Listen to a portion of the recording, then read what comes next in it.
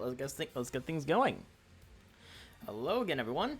Back with more Ace Attorney Investigations 2. This should be the latter half of Case 4 I'm doing now, because I'm pretty sure I've gotten to like half the case at this point. So this should be the other. So this stream should be the other half of it now. So quite a lot. I'm definitely enjoying the case so far. There'll be a lot of twists and stuff. Kay has amnesia. We got a bunch of other characters back again for a cameo, and Emma Sky as the support character for this one, and that's pretty cool. So I don't think I'm still curious. Was there any specific achievement for this one? There was. That's right. Glasses Beth listened to Emma Sky talk in the storeroom about how her studies abroad are going in Ace Attorney 2. So I missed my chance for that. Okay. I'll have to get that then when I achievement hunt after I'm done with the game. So then, this is the last achievement then I can get in. Well, these two are the last achievements I can get then. In this case. For this one being, how could you, sir? For saying the worst thing possible to Eustace during his mind chess match in Ace Attorney Investigations 2. I am ready. I'm very... That's gonna be very funny. So, there's some I missed. Like, I did pretty well with, I say I did okay of getting the achievements where I could. So, yeah, we'll see how it goes. Very interesting. So, very interested to see how the rest of this case is gonna go. Because we are in jail right now. we got thrown into the detention center. This one looks relatively familiar too. So here's Edgeworth standing in his perfect suit in the holding cell.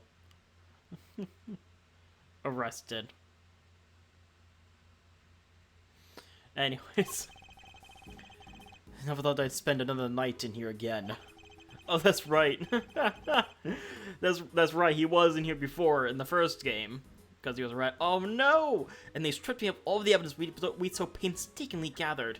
No, it's just the pin. The pin's all we have. What does he have to say about it? This is the pin Kay always wears. It's shaped like the mark of the Autogarasu, and it's very eye-catching indeed. I can't imagine any thief other than Kay would want to wear it. We lost all our evidence. We have nothing. No. Yeah. Yeah. Even if they did let me keep Kay's Yotagarasu pin, I can't help but worried about her. They better be treating her well. The murder. It was me. I remember looking down and the person in the red raincoat was on the ground. It was me, Mr. Edgeworth. It was me all along. No. Aww. How did it come to this? Oh, come on, let's go! You got a visitor! A visitor? Who? Someone by the name of Dick Gumshoe. Want me to send him away? How could you send Gumshoe away? No, I'm not sure what to even say to him. If only that man were here, he'd be able to take my defense and get me out of this situation. Wait there! Oh, they're leaving me unsupervised. Oh, forgive the intrusion. Oh, it's Gavel. What? Judge Gavel? Please, Mr. Edgeworth. Take a seat. What are you doing here? I was told it was Detective Gumshoe. I imagined you wouldn't come if you knew it was me. What could she possibly want from me now? I suppose I better find out. Okay. First things first, I don't have a badge, but I do have a pin. Miss Faraday is currently being interrogated about her involvement in the murder. You and the committee. You know what you're doing, don't you? You know what the wrongful arrest and persecution of an innocent person is beyond reprehensible. That's quite the slanderous remark. I would ask that you frame your outburst with a little more care. Besides, she is not innocent. You merely wish that she is. You can't say that. You don't have conclusive proof. Nor do you have conclusive proof to the contrary. Let's not retread this tired old topic again. Ugh. She will go to trial, and the gods will pass her judgment. There is nothing you can do to stop that. and there is nothing more to say on the subject. Instead, let us speak of the matter at hand. Alright, speaking of the matter at hand, let's see what we got. Your visit. You may not be aware of this, but you are only permitted to meet with specially approved visitors.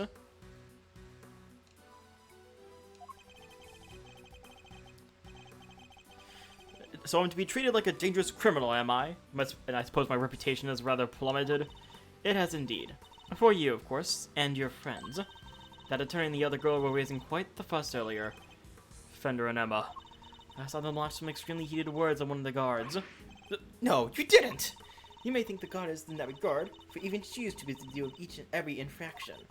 They will not be punished for their bad behavior. Did you come here just to chit-chat with me? You must have a lot of time on your hands.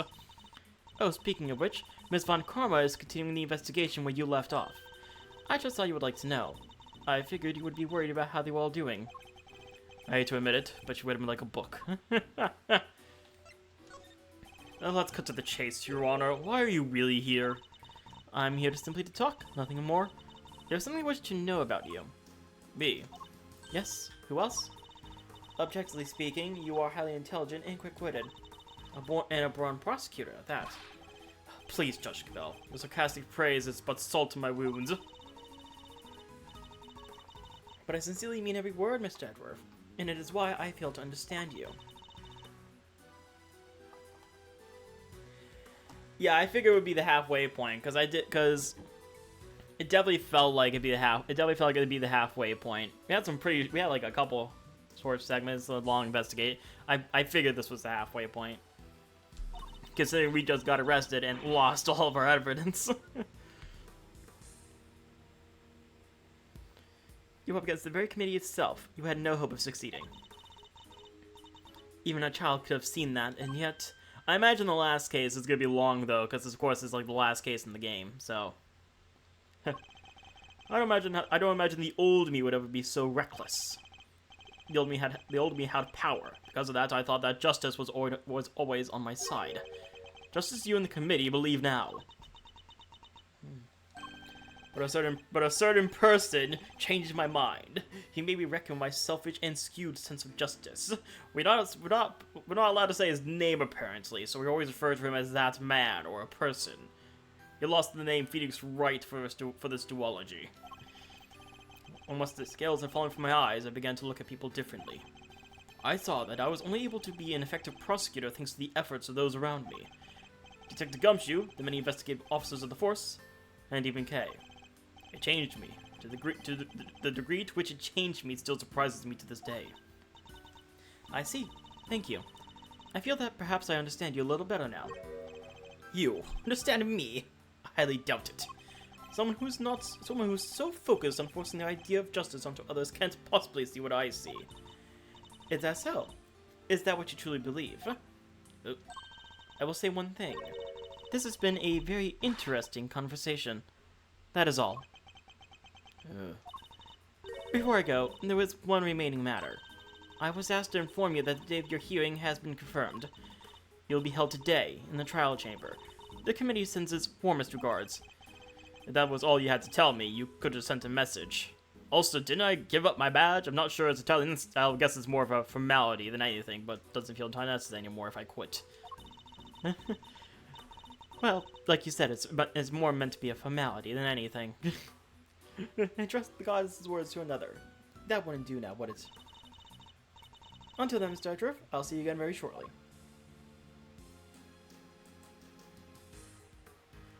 I guess they went for all that trouble of scheduling a hearing. It would be kind of pointless if, like, I guess they're doing it anyway. But I guess it's also for the point of, like, the plot. Anyways. Oh, I can investigate the cell, can I? Okay, let's start. Let's see. I'm gonna start with the desk. There's a menu here on the table. It seems that detainees are able to pay to have their meals brought to their cells. What looks good? Spaghetti and mac and cheese lunch, and linguine for only $1. Basmati and brown rice special for limited time, only add regular white rice and no extra cost. It's probably for the best that I'm not very hungry. Do this. I've barely spent any time in here, and already I can feel my personal appearance slipping. I may have given up my badge, but I mustn't give up on myself. Oh, my collar is slightly creased. There, a tidy outside begets a tidy inside, which is why it is more important now than ever to take care of myself. I'll send it to the dry cleaners later. Okay, the winner's Bard of Heavy Steel. That reminds me of a movie I once saw. A prison inmate hatched a plot to escape by using a file to cut his cell bars. I won't be doing that, of course. For one thing, I don't have a file on me at the moment. What am I saying? I wouldn't do even if I did have one. During that one game, the person did the file trick while in the air. Fell. There's a note on the wall next to the toilet. Sorry, we're currently out of toilet paper.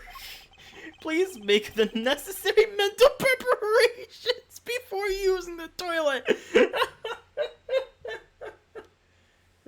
Mental preparations is what they call. What sort of mental preparations can one even make? It's a very basic bed. I can't say it was very comfortable to sleep on, however. I imagine Detective Gumshoe would sleep soundly on it, nevertheless, at least snoring all the while. I suppose we'll probably never get to work together again. But I don't have any regrets about the bed I've made. I will follow my own path to the end. Quite literally, anyways. Is there anything else I can look at, or am I just gonna walk around in a circle? I love this.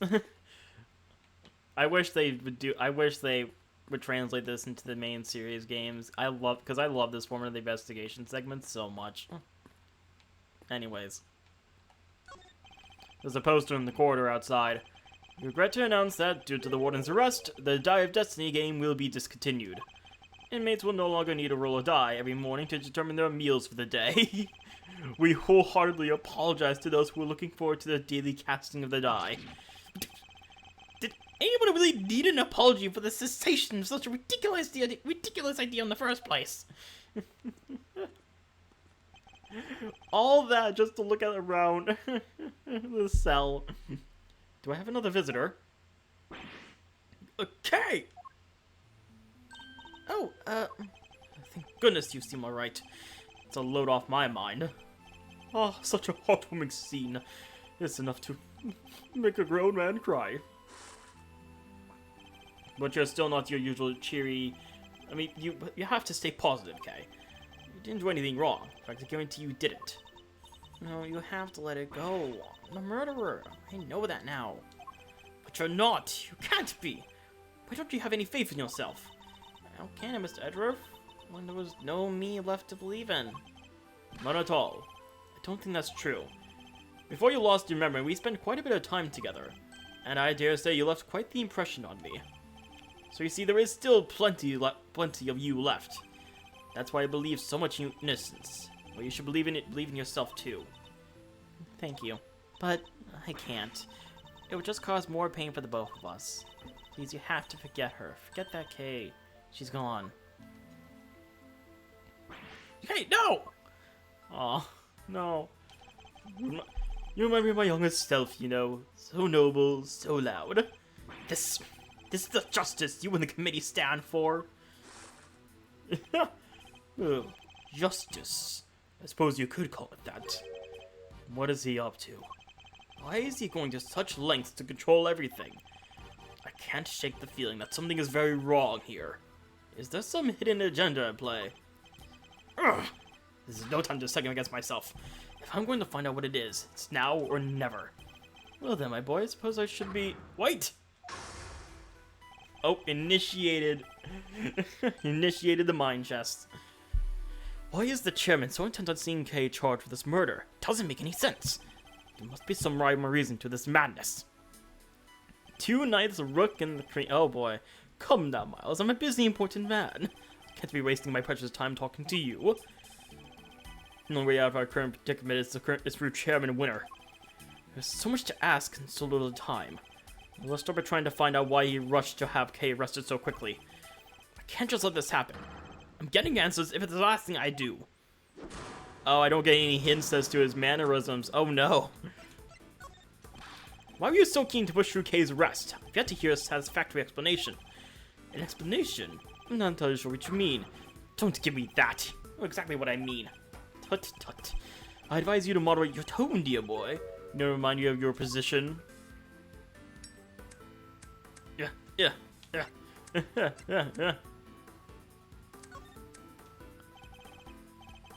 Oh. Wait, that was the wrong answer. What was I thinking? He's not a prosecutor anymore. Maybe I should have just bided my time. I figured I could get him while he was distracted. Oh no, he burned my answer to the ground. Okay, at least that's much more forgiving.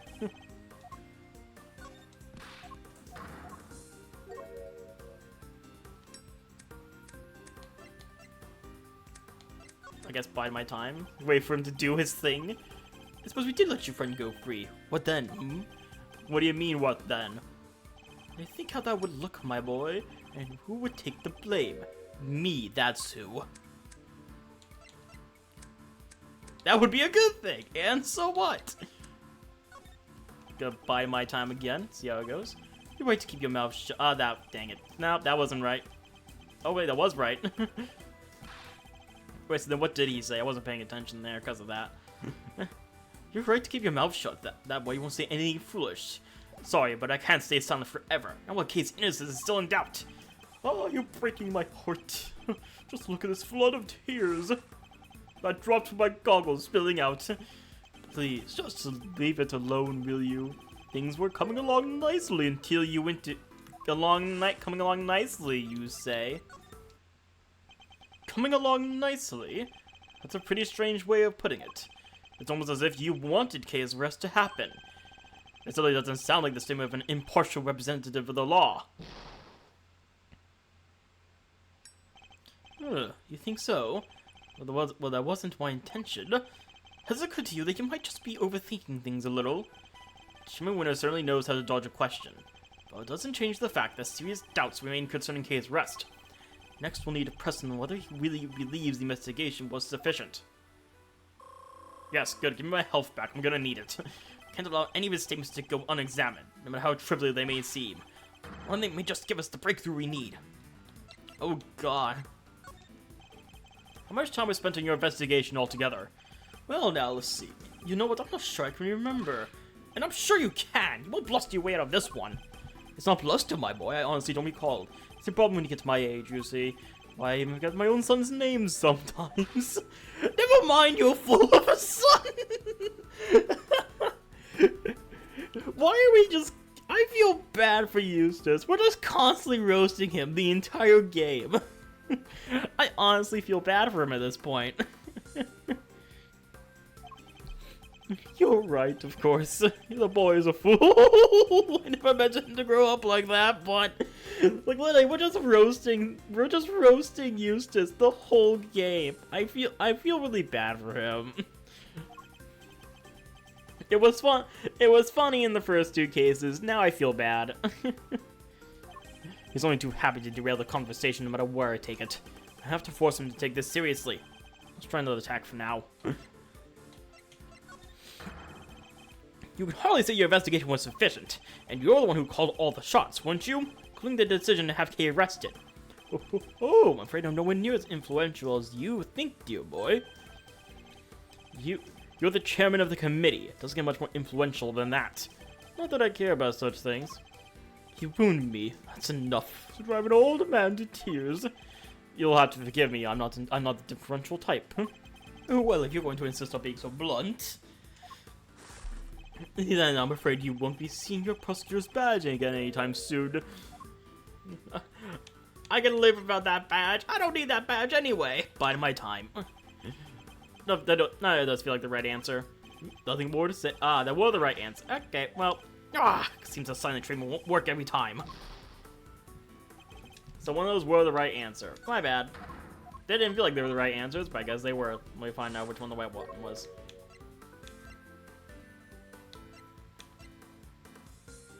I can live without that. I can't. Oh wait, I can't. Oh wait, I didn't read that right. I thought I said I can live without that badge. I misread that. Hang on. Let me try that again.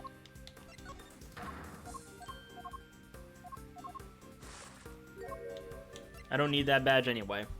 Let me make something clear once and for all. That badge isn't the be-all end-all for me. Far from it. I'm not concerned with titles and roles. Even you must understand that much.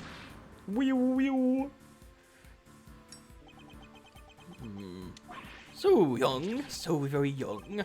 I wonder how it smiles when somebody who's been around the block. You're hopelessly naive, my boy. Idiotically so. Well, that certainly got under his skin. He might be less guarded in his answers while he's in this state. That was my chance. How much time was spent on your investigation altogether? My, you really don't give up, do you? But even my patience has its limits, you know. What a coincidence. So does mine. Oh, now answer the question. Do you believe that your investigation was sufficient or not? The youth these days won't be reckless. You makes me want to put you in your place. You're going to regret that, my boy. That was an evidence you found earlier. I don't know what it was. It was something. No, I'm putting you in your place. I'd like to see you try. Neither of those feel like the right answer. But Mel, maybe you do know your place after all. What's the matter? Scared? Hardly. I was just thinking about how best to proceed. Getting answers from the elderly requires sensitivity. They can get quite emotional after all. You have no common sense whatsoever, do you? Don't you understand? Your fate rests in my hands. More evidence. You think my fate matters to me now? I don't remember trusting my fate to you. Nope, that was wrong.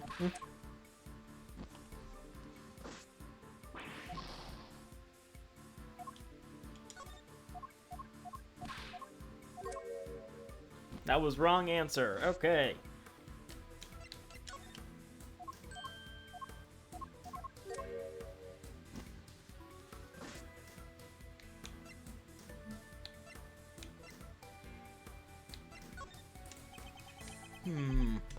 Let's say you do manage to get some answers. Okay, good. Answers from me. And there's nothing you can do with them. So why not give it up, my dear boy? No. And why not? It's simple, because I'm not about to let the truth escape me. Interesting. I think I'm beginning to see what makes you tick. But what you're doing is pointless. Tragically and miserably pointless. Please, just give up. He's guilty. The decision has been made. The decision has been made, you say? Once again, your choice of words intrigues me. It's almost as if Kay's guilt has already been determined from before her arrest. What are you trying to imply? I'm implying that things haven't gone as they normally should. In fact, everything has proceeded as if Kay's arrest was the end goal, right from the very start. Well, Chairman Winner, was it? That's certainly an intriguing theory. But it's also a complete work of fiction, and I'm afraid I don't have time for such flights of fancy. I think it's time we brought this shabby little farce to an end, don't you? No, he's trying to make an escape! We must confirm the legality of Kay's arrest before he slips away. Whee! Full health. Cool. It's faint, but the truth is finally beginning to emerge, and I'm not about to let this opportunity pass me up. I still have questions. Why Kay's innocence probably get the last one I do. Wait, we're not done yet! I'm tired of all this talking, so make it brief, will you? Who gave the order? Who decided that Kay should be arrested? You know, I can't seem to remember. Don't ever get old, Miles, my boy. It wreaks havoc on my memory. I don't have a clue as to how to proceed with this line of questioning. I better try another tack for now. What grounds did you have? Based on everything I have heard from you so far, it's clear that Kay's arrest is entirely unfounded. Yes, I think we're all familiar with this particular refrain of yours by now, but I'm afraid it doesn't matter either way. You don't have what it takes to secure her release anyhow. How dare you take this so lightly as a man of the law? My, aren't you a rude little boy? But my fuse is only so long. Oh, you have no idea how rude I can be. And what about my fuse by my time? That does feel bright. Honestly speaking, I don't have the time to waste on every last question you can dream up. I have sent in some responsibilities to attend to, you know. I really am quite the busy man. Or you're just pretending to be busy. That's an awful thing to say to a fragile old man. I work harder than I should at my age. I ask him how old is he anyway? Hang on. Oh, I can't look that up right now. I ask him, my boy, what could I even hope to accomplish by putting up such a pretense?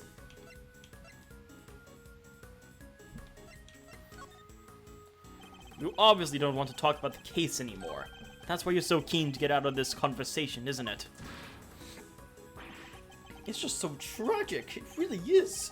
You wouldn't suspect me of such things. It's not a suspicion, it's a certainty. There were no clear grounds which to base Kay's arrest for a start. Now, my boy, let's not get carried away. There was plenty of evidence to support our case. The mask, the letter, the corsage, these were all in her possession. And of course, her confession. More than enough to prove her guilt, I'd say. But those are...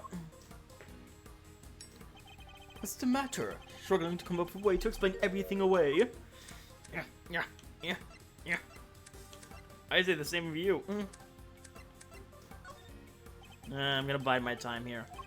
Oh, the way we have it. Your silence speaks volumes.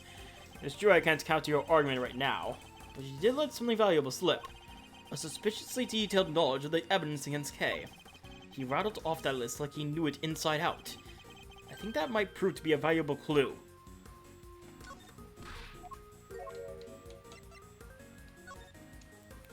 Who gave the order? Who decided that Kay should be arrested? You know, I can't seem to remember. Don't ever get old, Miles, my boy. We just have a comment on the memory. Time to deploy my clue. You remember all the evidence pretty well. I'd appreciate if you'd stop playing the old man card. You remember the details of the evidence against Kay pretty clearly. Perhaps your memory didn't fail you, only when it was convenient, I'd be more inclined to believe you. So let me ask you again. Who gave the order for Kay's arrest?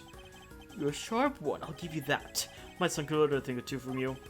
If he wasn't such an incurable numbskull like this. It's a tragedy, really.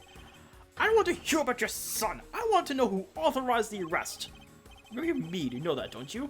The arrest, you say? I believe that the order was given by... You, of course. Come now, Chairman Winner. We both know it was you. Alright, you got me. You make it sound like it was somehow a bad thing, though. But I have a reputation to uphold, so I guess I'd better clear this this little misunderstanding. I'll entertain your questions for a few more minutes. Let's see if I can't put your mind at ease. The key thing to do now is to establish how intimately he knows the details of the case. I just have to ask the right questions. Okay, so we're about to find out how much he truly knows. The endgame is at hand, but a few moves away from the truth. Oh boy. The suspect, Kay Faraday. How much did you know about her exactly? I know that she's a suspect. Aside from that, not much else. Cross my heart, but it's true. I don't have a clue as to how to proceed with this line of questioning. Ah, man. Okay. Go with that. You seem to know the case in quite some detail. I know about a lot of things, my boy. I'm not just smart like that. Too bad the same can't be said about the way you handle Kay's arrest.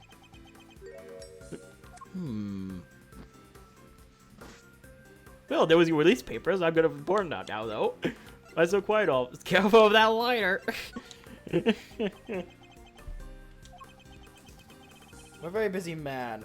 Do try to remember that I can bring this little chat to an end whenever I so choose. It's only taken so long because you won't give me a straight answer to any of my questions. If you'd only stop giving me such a runaround, we'd be done already. So let's try this again. You seem to know the details of the case quite intimately. Why is that? Because I read the case file. Not exactly the most thrilling use of my time, of course, but it's part of the job. I have to be a good role model. I can't be seen to be slacking. It can be so hard. But I had some time in my hands, so I read the whole thing from cover to cover.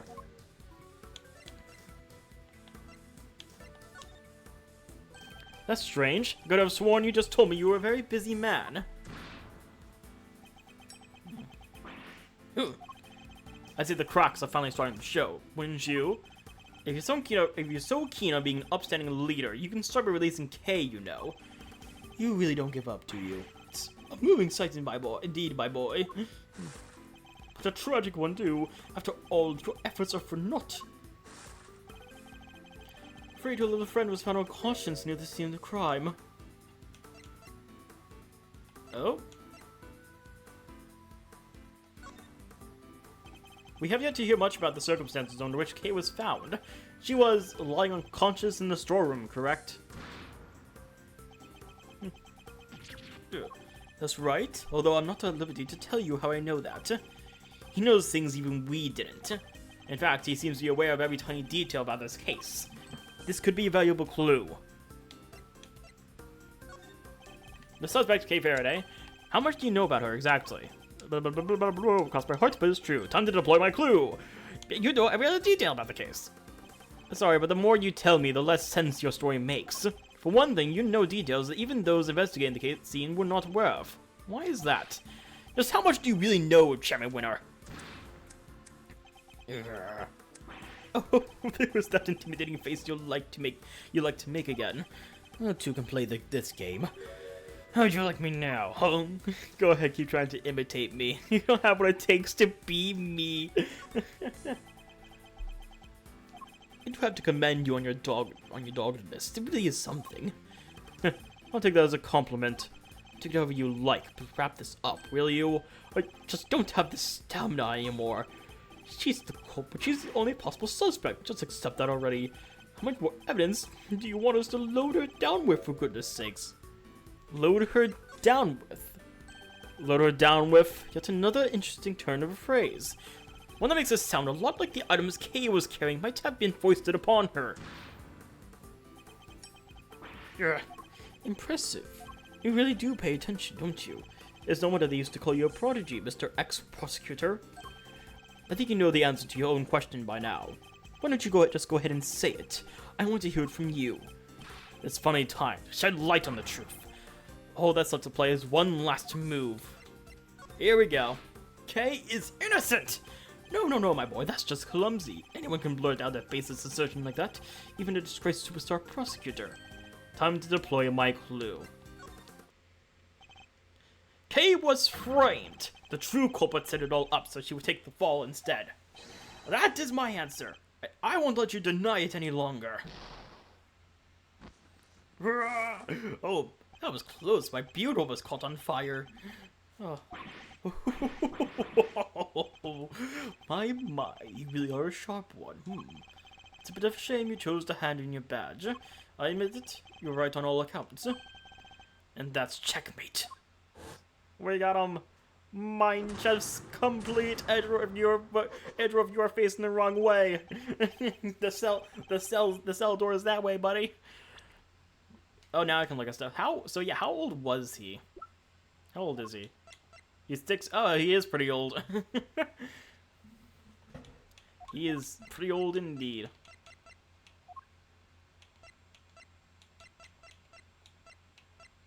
How? She's 8 years older. Wait, I feel like there's some inconsistency here. Anyways.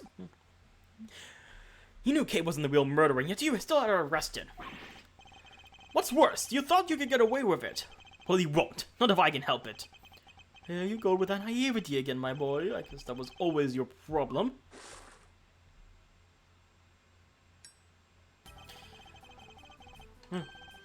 Well, with the girl arrested and a conviction secure, this whole mess goes away. And that's what will happen. But whose interest does a conclusion like that serve? Committees, I suppose. And mine? You know, listening to you just now, they really got the tears flowing, I have to say. It was poignant and heartfelt and sincere, and utterly infuriating. Look, I'm not perfect, I know that, but your lack of sophistication in these matters is beyond the pale. You insist that the truth is more important than anything else. But would you say the same if you knew what the real value of the truth is? What are you trying to say? When you get to my level, you don't uncover the truth. You make it, little by little. Kay Faraday, murderer. That's the truth. The truth I created. Ugh. Yes, my boy, that's what I'd like to see.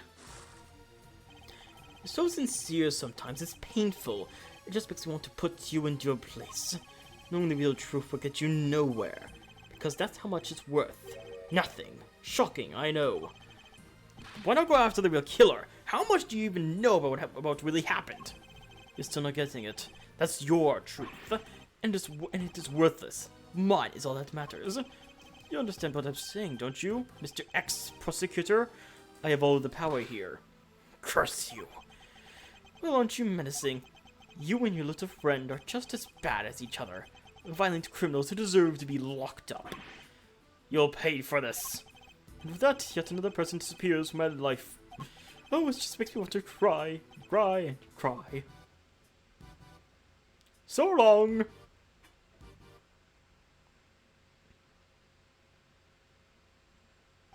I'm not planning to disappear just yet, Chairman Winner. There's still the hearing later today. Just you wait. One way or another, I'll prove Kay's innocence to the world then.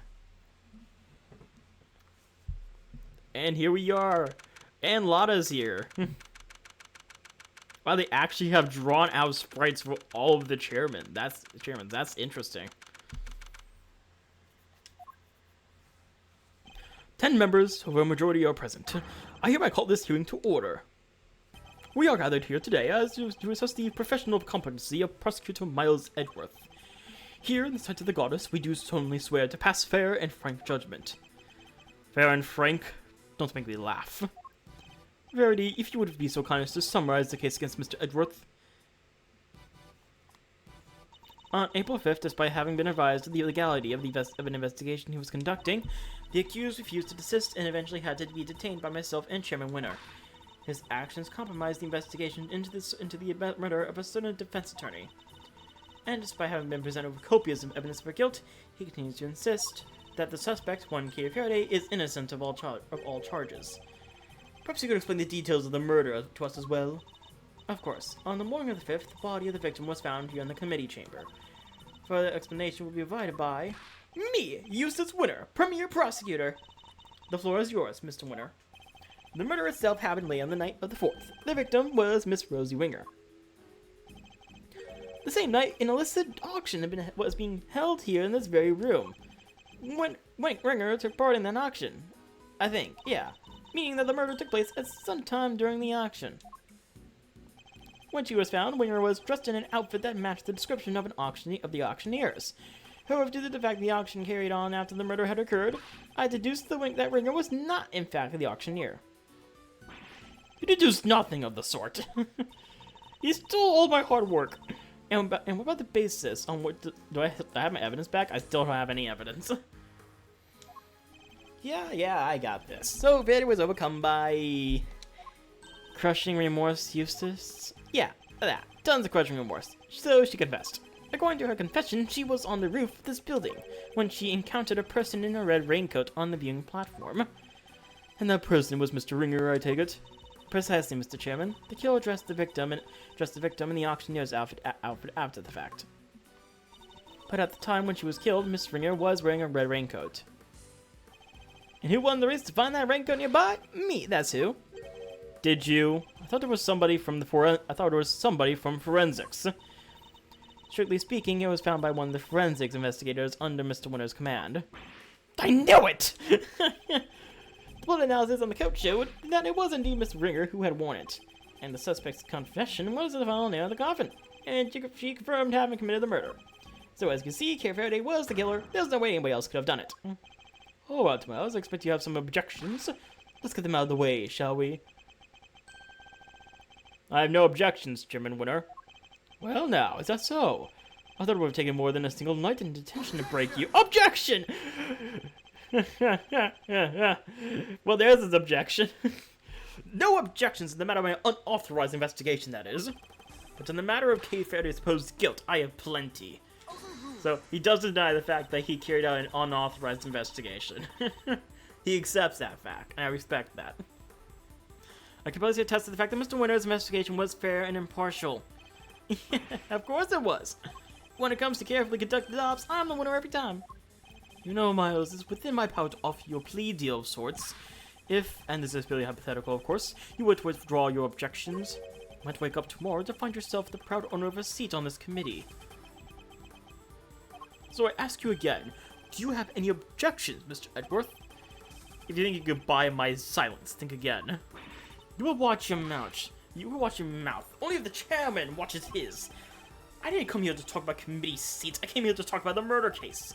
I demand a statement under oath. I won't rest until I have one. I want to know exactly what the committee's view on the incident is. You want to put us on trial, my boy?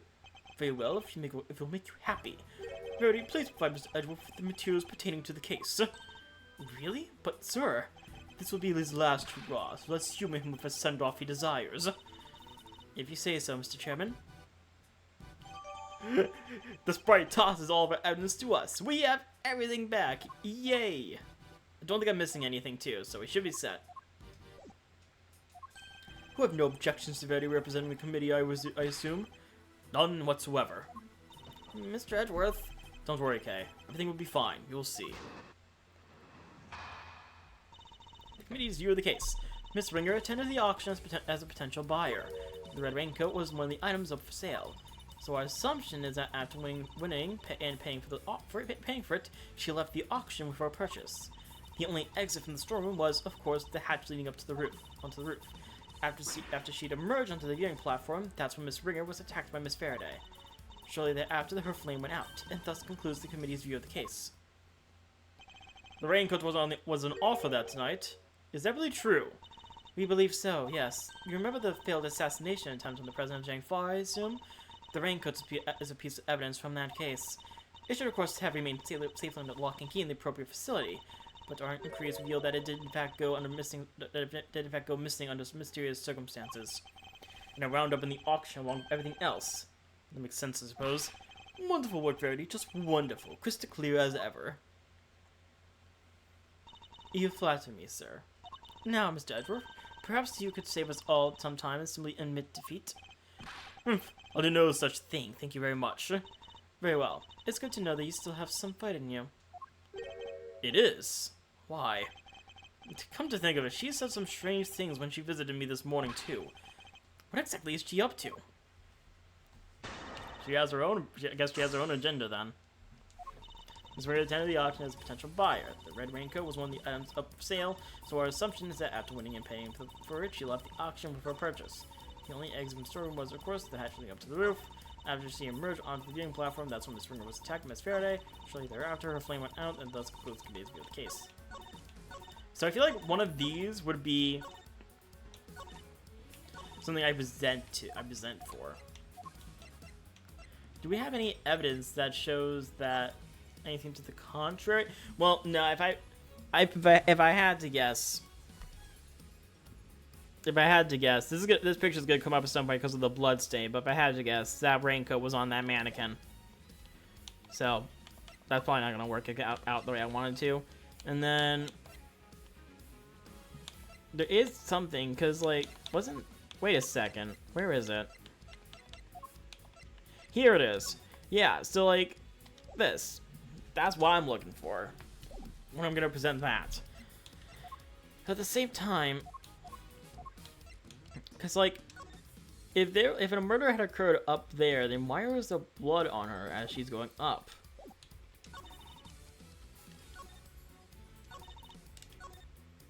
Oh. This is cool.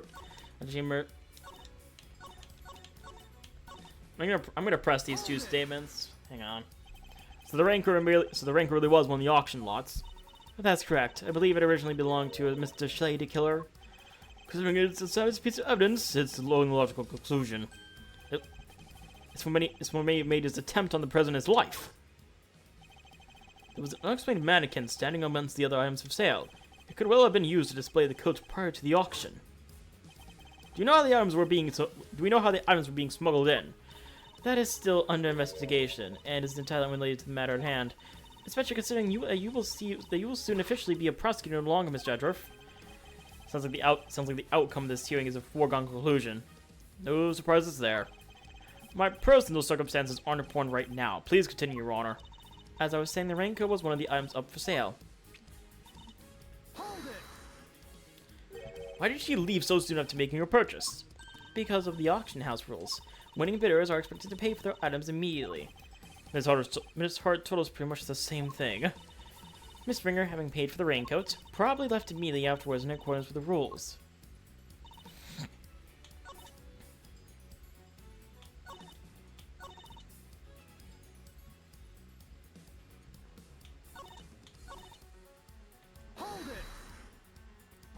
But why? What possible motive could Kay have had? That's exactly what we are hoping to establish in our upcoming interviews with Miss Faraday. Coercive interrogation after the fact. Something you seem to specialize in. If the murderer knew that the attendees would all be leaving via the hatch, then the roof would have been the perfect place to lie in wait. So as I was saying, after she emerged onto the viewing platform, then Springer was attacked.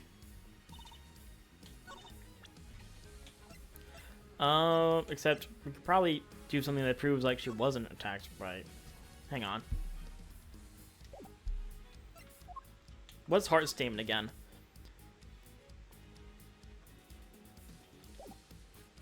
Huh. I feel like this is what I'm gonna present, because like, you know, you have this image. The ringleader and auction attendant came up on the elevator. A scream was heard not long after.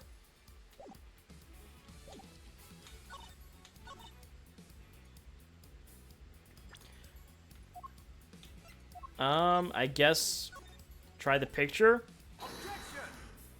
No, I guess that'd be too easy. that was wrong. Let me think about this. No, nothing seems out of place. Then perhaps you could refrain from insinuating otherwise. I'm gonna destroy your health bar now. Well, that blew up in my face. Oh man. Okay. Well, let me think. So we're good. So I think it's either I say it's either this one or this one that I have to present something to. I'm trying to figure out what though, because I guess if I present this, that'd be the motive. That'd probably be reason for motive on it right there. I don't think that'd do us. I don't think that'd do us any good. That is an option though if I wanted to. We also have hard statement. So who knows?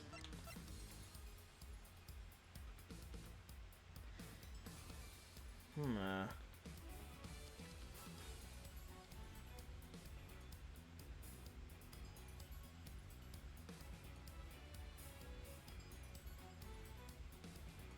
don't know.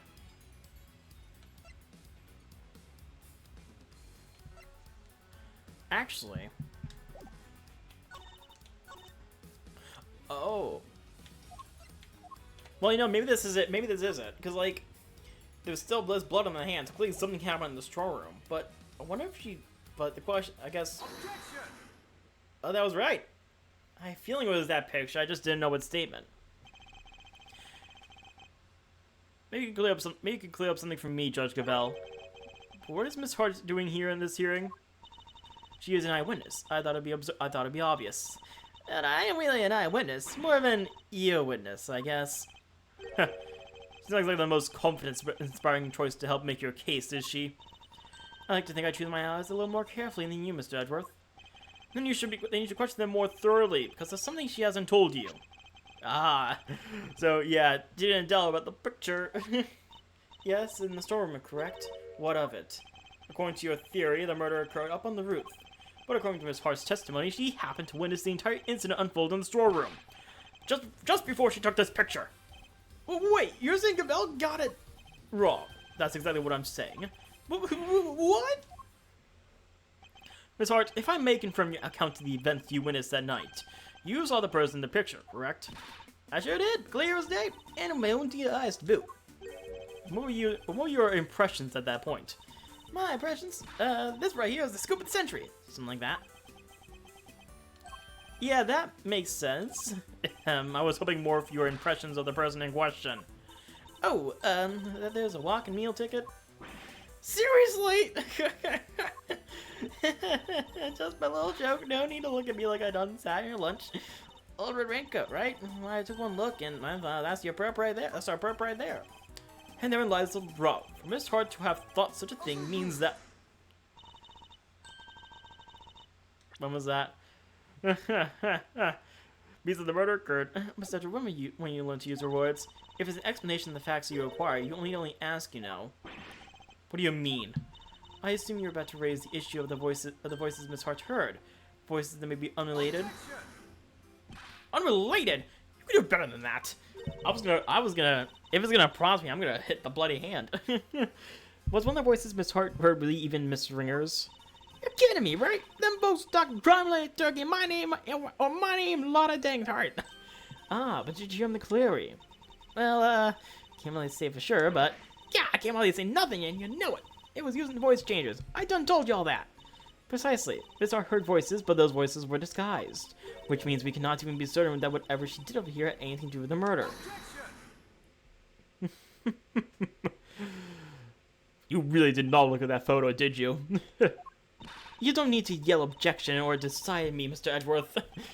It seems I overestimated you, Judge Cavell.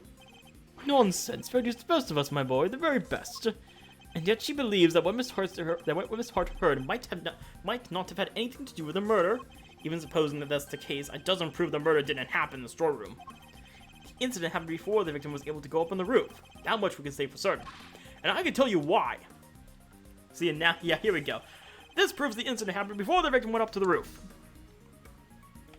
Bloody hand. Because, like, yeah, I feel like that's why we're gonna bring it up. We initially thought that the person in the red raincoat was the culprit. Yes, because Miss Hart said as much. Indeed, she told us about the blood she saw in this person's hand. I doubt many people would have thought differently, given her testimony. Ergo, if this person is the killer, then the blood we see would be from when they attacked the victim. But knowing what we know now, that this person is in fact the victim, it recontextualizes everything. The presence of the blood still shows that the picture was taken after the attack, but now it tells us something very important about the victim too. This picture tells us that the victim is gonna be struck. The killer survived the attack. I actually don't know.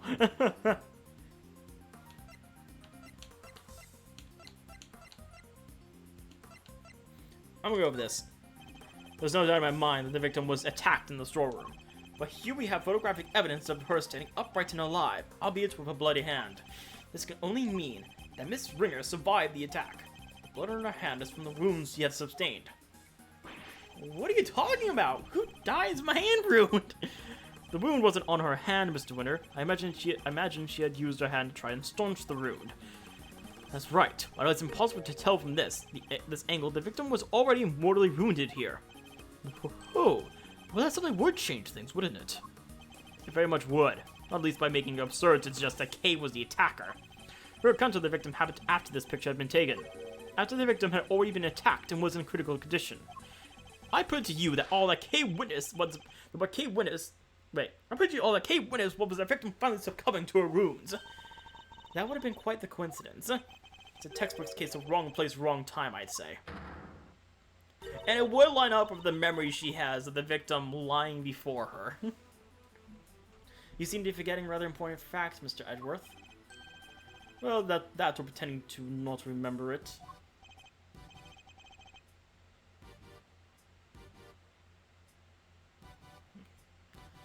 What fact am I forgetting?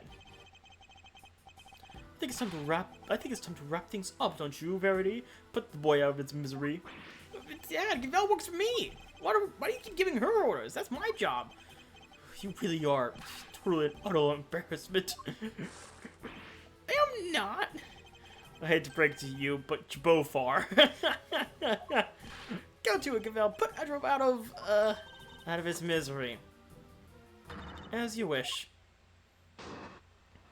Number 2. What you're forgetting. Miss Ringer's body was found with 3 wounds in her chest. And we all know that those wounds are from, don't we? That's right. They're from when she was stabbed in the chest by the 3-armed candelabra. I doubt anybody could survive such brave wounds. If you care to read the coroner's report, I'm sure you would change your tune. Now, sit down, Cavell. Now, Edward will have to make several objections. Yes, I'm afraid I will. What? Why? Weren't you listening? Oh, I was listening. Very carefully, in fact. Hence my objections. Come on! Why do you always have to undermine me? That's never my intention, I assure you. It isn't? Because you do it so well yourself every single time already. Of course it isn't. Yeah, I do that because I'm... Please, Eustace, just stop, for goodness sake. You already embarrassed me enough. Huh? What do you mean, Dad? Oh, man. I really do feel bad for him at this point.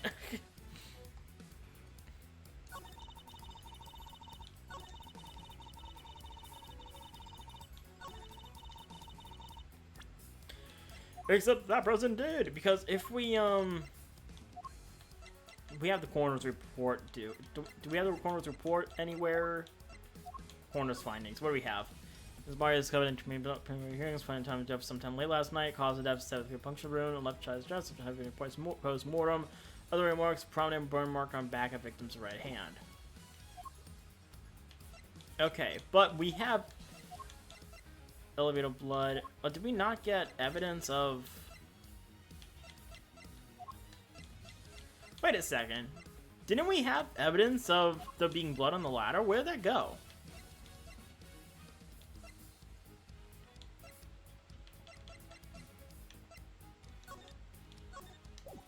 Huh. I wonder if we lost that somehow. Well, I guess that means I'm gonna be winging it. Let's see.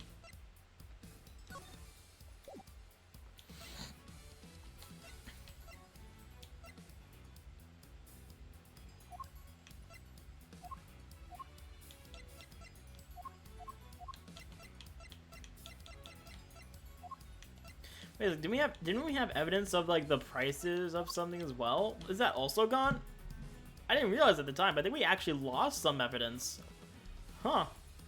That's not good.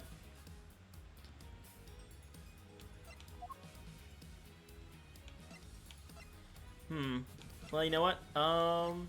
Maybe there's something I didn't check yet.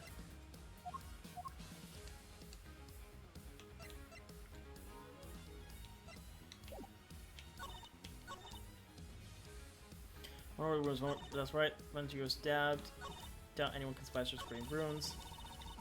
Wait a second. I think I saw some. Remember the victim whose fingerprints and blood found on the hood. If she was stabbed while wearing this coat, why is there not any blood on the chest area? Objection! Ha! Got him. Chairman Winter, you know what this is, of course. The red raincoat, that's right. That's right, isn't it, Verity? Yes, sir. The one Miss Ringer was wearing. I warn you, Mr. Edgeworth, I will not be thanked for retreading old ground here. Well, I'm afraid I might have to regardless. Now then, if you'll answer me this, Judge Cavell, you told us the victim's bloodstains were found on the coat, but do you remember where exactly where they were found? Of course, they were found on the hood, and... No! Oh, what's the matter, Verity? The hood and... Was blood found anywhere else in the raincoat? No, it was not. Doesn't that strike you as odd? The victim died of stab wounds to the chest. Wouldn't that lead to one to suspect to find bloodstains in that area? And yet, there was blood only on the hood! That's a glaring contradiction if I ever saw one. The head wound the victim suffered wasn't just some incidental injury. It was inflicted before the stab wounds to her chest. Perhaps you are correct. Perhaps the victim did sustain the head injury first. As you said, she had been stabbed first, there should be blood in the chest area of the raincoat. Therefore, Mr. Ringer cannot have been stabbed before the head injury had been inflicted on her. But even if we can see this point, that the head injury came before the chest wound, what difference would it make? How does this change our understanding of the case? I say it changes things a great deal. In fact, it raises even more fundamental contradiction. That is quite the bold claim, Mr. Edgeworth. I have to admit, you have me intrigued. Perhaps you could show us this fundamental contradiction with some evidence. Which piece of evidence best demonstrates the contradiction, in order the injuries reveal?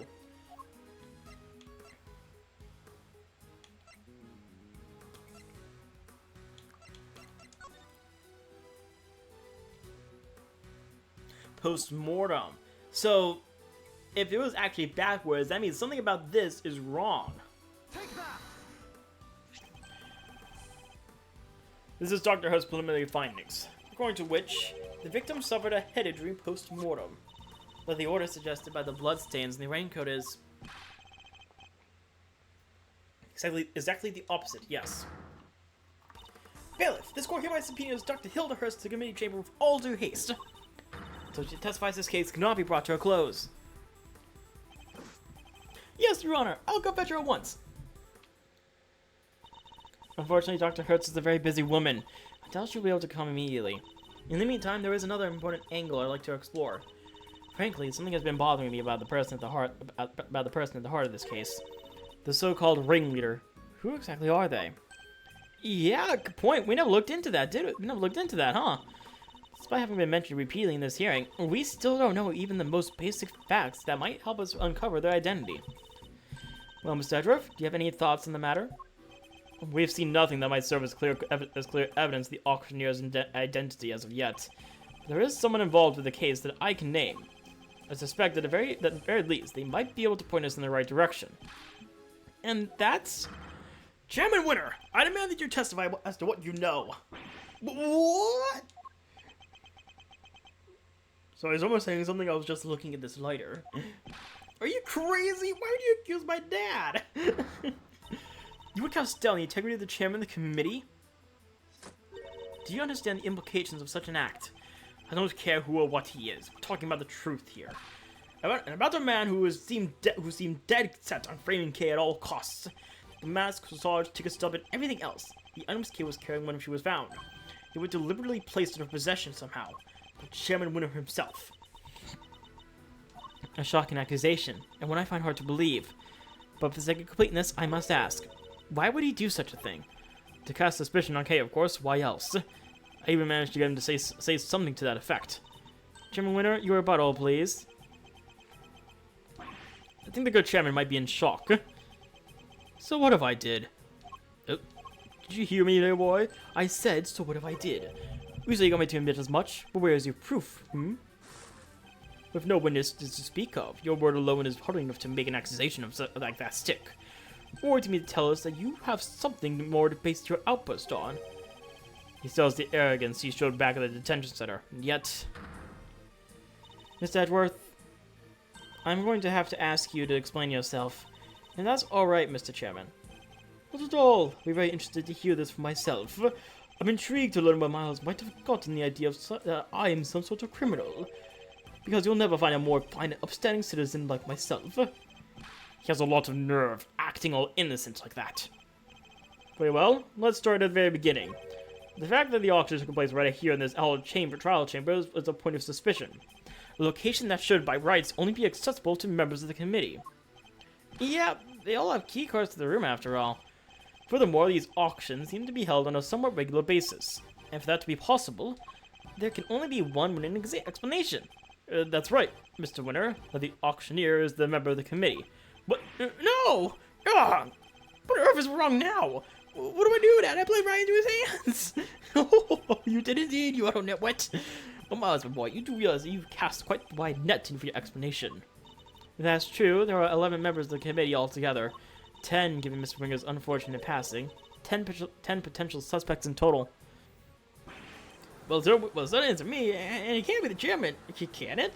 Whoever it is, speak up right now. Calm down, all of you, please. Well, Miles, is that all the proof you've got against me? Very quiet all of a sudden, but it's too late to back out now. You accuse the former chief prosecutor and current committee chairman of crime. Ugh. I would tell you to prepare for the worst. That's the plan detailing the worst, but there's no preparing for what you're about to face. Oh, we're against him? Those eyes, oh god. Do not like that close-up. It's been important to argue over every little detail for a while now. Where the murder happened, the order of the victim's injuries, some other things I hardly even remember, but you need not bother by it, boy, because it's all irrelevant in the end. Think about it, the subject herself has already said she did it. That's all that matters at the end of the day, and her sentence will be lighter for it. So rejoice! And there you have it. Feel free to pick holes in it as you see fit. How can I, when that was barely a testimony to begin with? That man, he's a very powerful person, isn't he? It's okay, Mr. Edgeworth. Please, just let it go. You did it. I'm the murderer. You even remembered doing it. You saw a flash of something half-remembered, Kay. Nothing more. If you must believe in something, believe me when I say you should believe in your own innocence instead. But I'm up against the head of the committee here. This isn't going to be easy. But he seems to think he's already won. Perhaps I can use that against him. Time to press some stuff.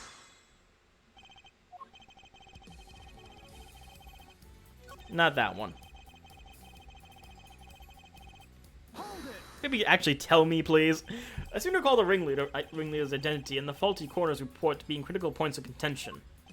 Yes, I was listening, my boy, but critical is a matter of opinion. How can you possibly suggest such fundamental issues are not important? Perhaps it's your ability to make sound judgments that should be on trial here today. Oh, my problem, you had wonderfully cutting stuff. You do like to try, though, don't you? Did he change his statement? Nope. There's no way that any we discussed today is irrelevant, unless you intend to bury the truth. But none of it is relevant, dear boy. The only reason you keep trying to make it relevant is because otherwise you're up a creek without a paddle.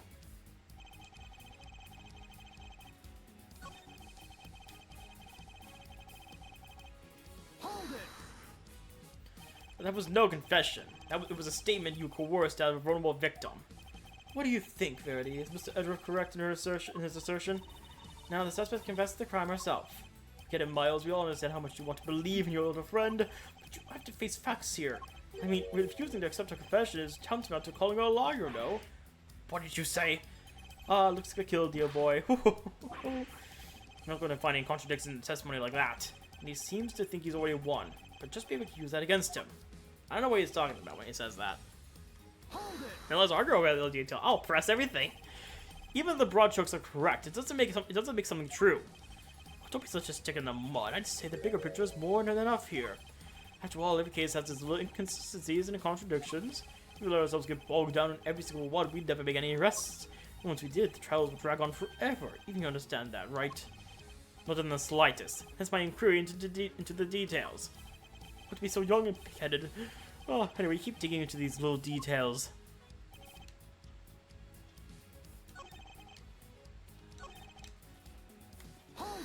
Pressing everything. Just because she confessed to something doesn't make it the truth. Kay is suffering from amnesia, so any statement she makes should be taken with at least a grain of salt. Even so, it doesn't exactly solve anything for us, does it, dear boy? It would be nonsensical to dismiss a confession outright. I'll tell you what, why don't we ask her one last time? Though I'm sure she'll just say she did it again. Fine, let's do it. Let's ask her again. Let's see if she really believes herself to be the culprit. Huh? You mean me? Is this really what you want, Mr. Edgeworth? If it goes badly, it could significantly weaken your position. I know, but there's no other way. I only request that I be the one to question her. You really know how to tug at old man's heartstrings, you know. But fine, ask away. On one condition. If this turns out to be a waste of our time, that's it.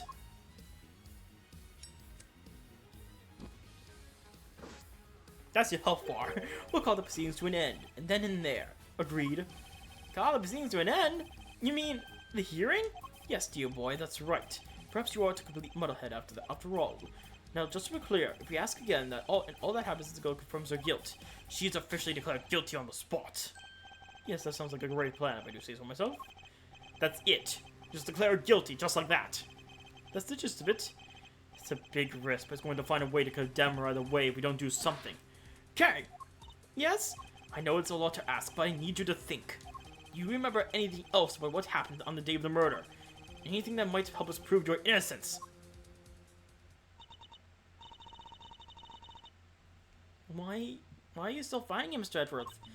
It's no use. I can't be of help to you. I'm sorry. I'm too scared to try and remember anymore. Remember is only even worse. And if I did, I'd just be making more trouble for you. Please just accept it. Okay, you thought you knew. It's a dangerous criminal. A criminal who let you down and betrayed your trust. Don't worry, Kay. You have nothing to be afraid of. I may not have known you for very long, but I know you well enough. And right now, I'd say I know you better than you know yourself. Oh God! But you would never commit a murder. You could never. Because this is who you really are.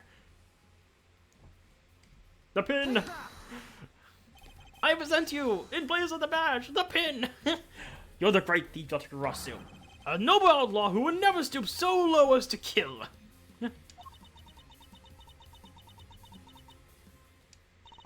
I can't do it, I'm sorry, because all I can see is the one memory that's returned. I have to face it.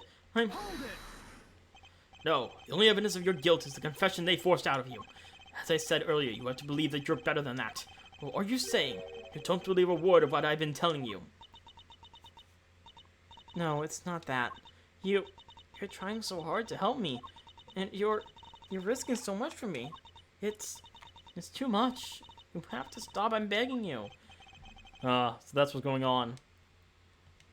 I thought it was strange, but now I see. The reason you're allowing yourself to be railroaded into accepting your fate is because of me, isn't it? Which is exactly what the K I know would have done. You're a good person, Mr. Edgeworth. I'm sorry to burst your bubble, but I'm not. And I don't plan on becoming one anytime soon. Because despite all your wishes to the contrary, I'm still trying to help you. So you see, I've really been servicing my own ego, regardless of what I put you through. Huh? Now, let's try this again. See the good in yourself, Kay. Remember the noble thief you truly are. That memory of you committing the murder, you need to question it with all you have. That's all I ask. So please, do it for me. Hi. Oh. Is it coming back to her? Ah! Kay! What's wrong? Did you remember something? It'd be like some cliche movie plot if she did. A cow? Wow.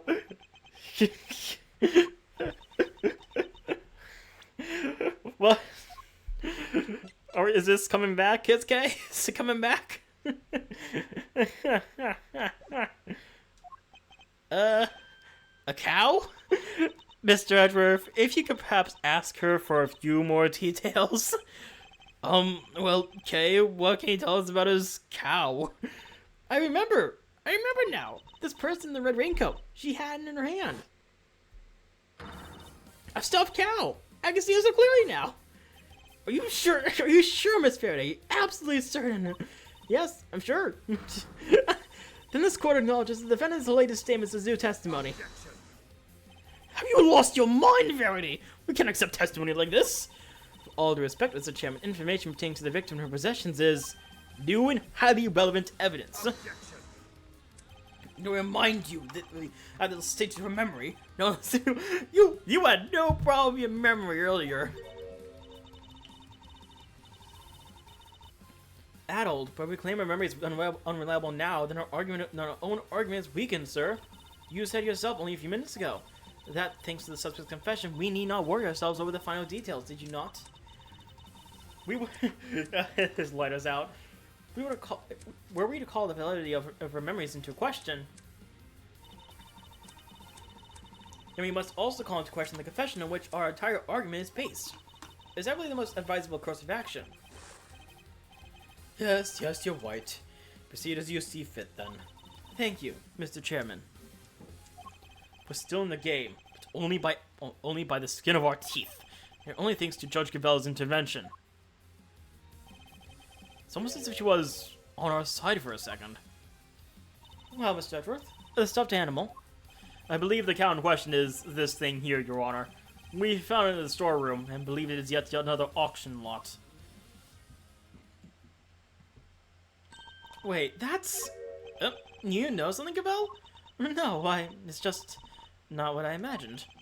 I suppose it is a rather odd thing for the victim to have been carrying. I should look it over carefully.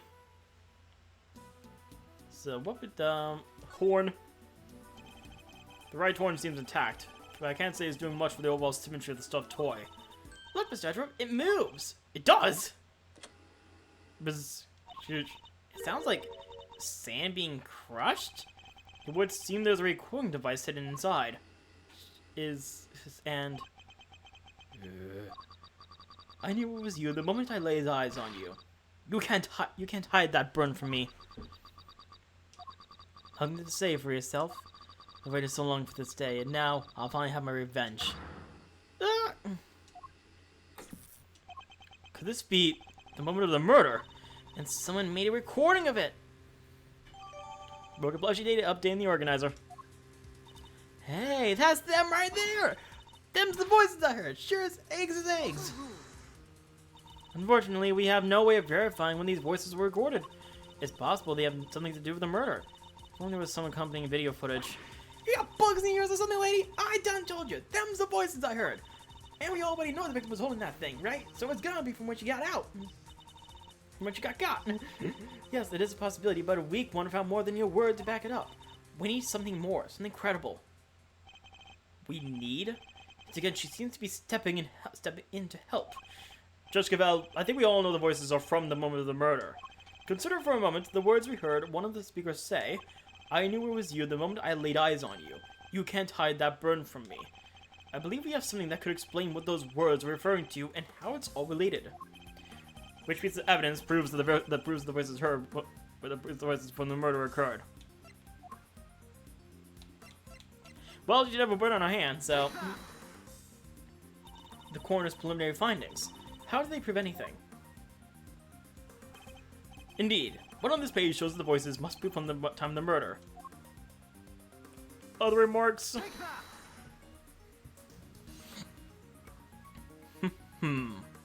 Gotcha. Think again on the words we heard. This part in particular sticks out in my mind. You can't hide that burn from me. The victim had a prominent burn mark on the back of her right hand. And what of it? According to Kay's testimony, the victim was carrying the stuffed cow toy, and a burn mark, an identifying mark unique to the victim, was mentioned on the recording it captured. It's just a coincidence. Something that happens all the time, right? I'm not so sure that it does, especially not in this case. The court accepts that the recording may be from the time of the murder, in which case one of the two voices must belong to the real culprit. And based on the content of the conversation, it seems likely that it's the one we hear the most. But that still doesn't tell us anything about the killer's true identity, or if they're even male or female. Due to the voice changes, correct. Unfortunate, but unavoidable. Hey, you made a good point. Good job. One thing, however, has become clear. You're now able to say that the voices Miss Hart heard were those of Mr. Ringer and Miss Ringer and her killer. Just like I done told you they was. We can say something else now too. Then let's hear it. And that is, if you don't mind, Mr. Chairman. Do as you wish. According to Miss Hart, just before the murder occurred, two people came up to the storeroom from the committee chamber on the elevator. The ringleader and one of the auction attendees. It seems this was the point at which the money exchanged hands. The murder happened immediately afterward, and the auction carried on after that.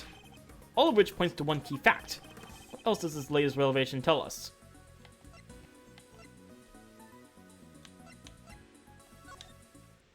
Since the ringleader was the auction's sole auctioneer, then it follows that they cannot be the victim. Hey, Gavel! Not right now, Eustace is a good boy. What? And if they weren't the victim, then they could only have been the killer. Eustace is like, hey, am I supposed to do something? Compelling argument, but hardly conclusive. I'm fully aware of that, Your Honor. I was merely warming up for the main event. There were certain traces left on the scene that seemed to suggest that the ringleader was the killer. Then please hurry up and show us. What is something that was placed on the scene that points to the ringleader as having been the killer? Oh shoot. What was it? What was it? Oh no. Oh no. What was it? Is the elevator blood? Would it be the elevator blood? I'm not sure. The box?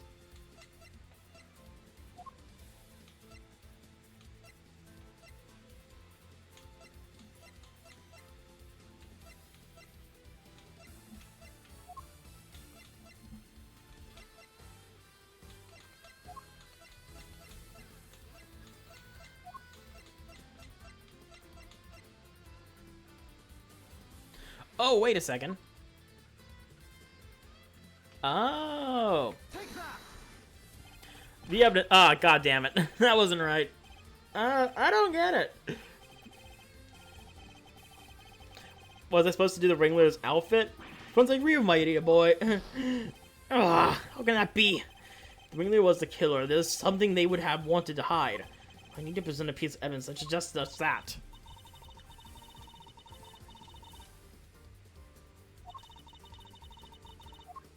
I understand, Your Honor, and I'm about to show you just that. Blah, blah, blah, blah, blah. Was it the ringleader's outfit instead?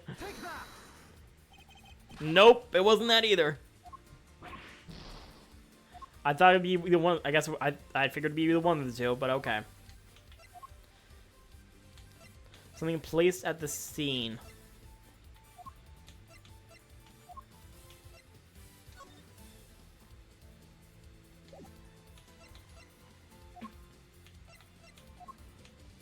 What was something that was placed at the scene that points to the ringleader from the killer? Would it be the box in the end, or would it be the mask? I'm not sure it'd be the mask. Okay, I'm gonna try the box next. Nope. I need to stop just pressing stuff. Let me think for a moment carefully. What involves the storeroom?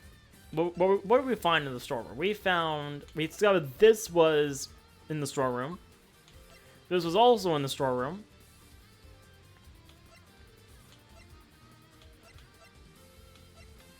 That's the storeroom itself. This was in the storeroom. That's some hard statement.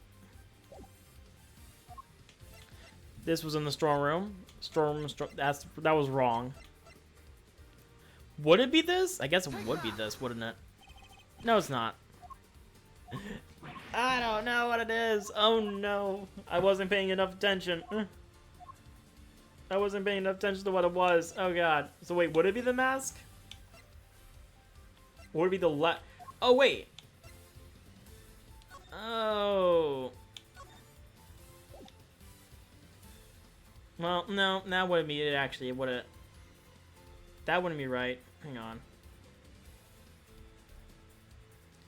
Let me think.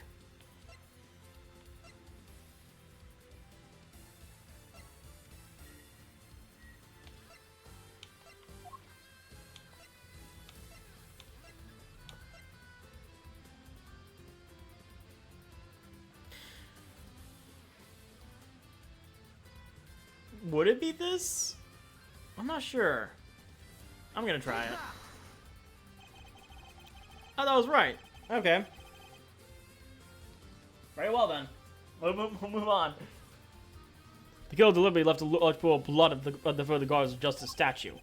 It was due to that blood that we originally thought the murder had happened in this chamber, but it was simply a ruse designed to cover up the blood that the blood had dripped down from the storeroom in order to conceal the existence of the underground auction. Correct? Correct. If the culprit had nothing to do with the auction, they would have had no reason to cover up that blood, which further supports the theory that the ringleader and the killer were one and the same. And as to identify the identity of the ringleader, do you have anyone you'd like to name? The auction is always held in this committee chamber, with the storeroom located just overhead. So at the very least, we know the murderer's ringleader has some connection to the committee. Yes, and you suspect me, correct? As the committee's most powerful member, that should hardly be a surprise, right? Objection. You're a fine prosecutor. That much I'll give you. But as I think I may have mentioned already, you're also hopelessly naive. You've got nothing, dear boy, have you? No evidence whatsoever. Unless you've got something to share after all. Urgh. Do I have any evidence to show that Chairman Window is the murderer? I don't think I do. I don't think I do. Yeah, I don't think I do. I have nothing. It was Chairman Window himself who brought the fact that I suspected him. He seemed confident right from the get-go that he's untouchable, which means he knows. He knows I have nothing. Well, my boy, time to pay the piper. I've always wanted to say that. Verity, he's all yours. Oh. Wait, Wait, Danny. I just remembered something. Huh? Did you have amnesia? Did you have amnesia too? Nah, I just done games with me. Flash inspiration, you know how it is. Very well, say your piece. Objection. What are you doing, Verity? Mr. Edgeworth has made it clear that he won't give up until every last look of hope has been extinguished. So extinguish he must. Lest he tries to drag us through this excruciating process again in the future. Yeah, what she said. I don't quite get it, but it sounded pretty cool. Don't worry, Dad. Help Gavel bring this to a winning finish. We'll show them how wrong they are. Fine. Let's see what the witness has to say. You heard the chairman, Miss Hart. If you would be so kind. Well, alright then. Here goes nothing. The facts, Miss Hart, and nothing but the facts, please. Don't you worry your pretty little head on that front. I'm a journalist. Here's my middle name. Color me officially worried. So the ringleader was a killer, right? Which makes the victim one of them auction goers. Thing is, that don't add up. I counted 11 people coming down that hatch, see? Then the murder happened, and then the auction started back up again. Now, I had me look back downstairs right after that. No. And what do you know it? There were 11 little tuggies all lined up in a row again. How? And you're sure of this, Miss Hart? Sure could be your gavelship. It's on with my own 2 peepers. So, 11 before the murder, and 11 again right after means... Wait, that's a thingy! A contradiction, Eustace. Try to keep up. Miss Hart, did nothing really change at all? I done told you already. They carried it on again like nothing even happened. Oh, except for it wasn't nothing much, but... What is it?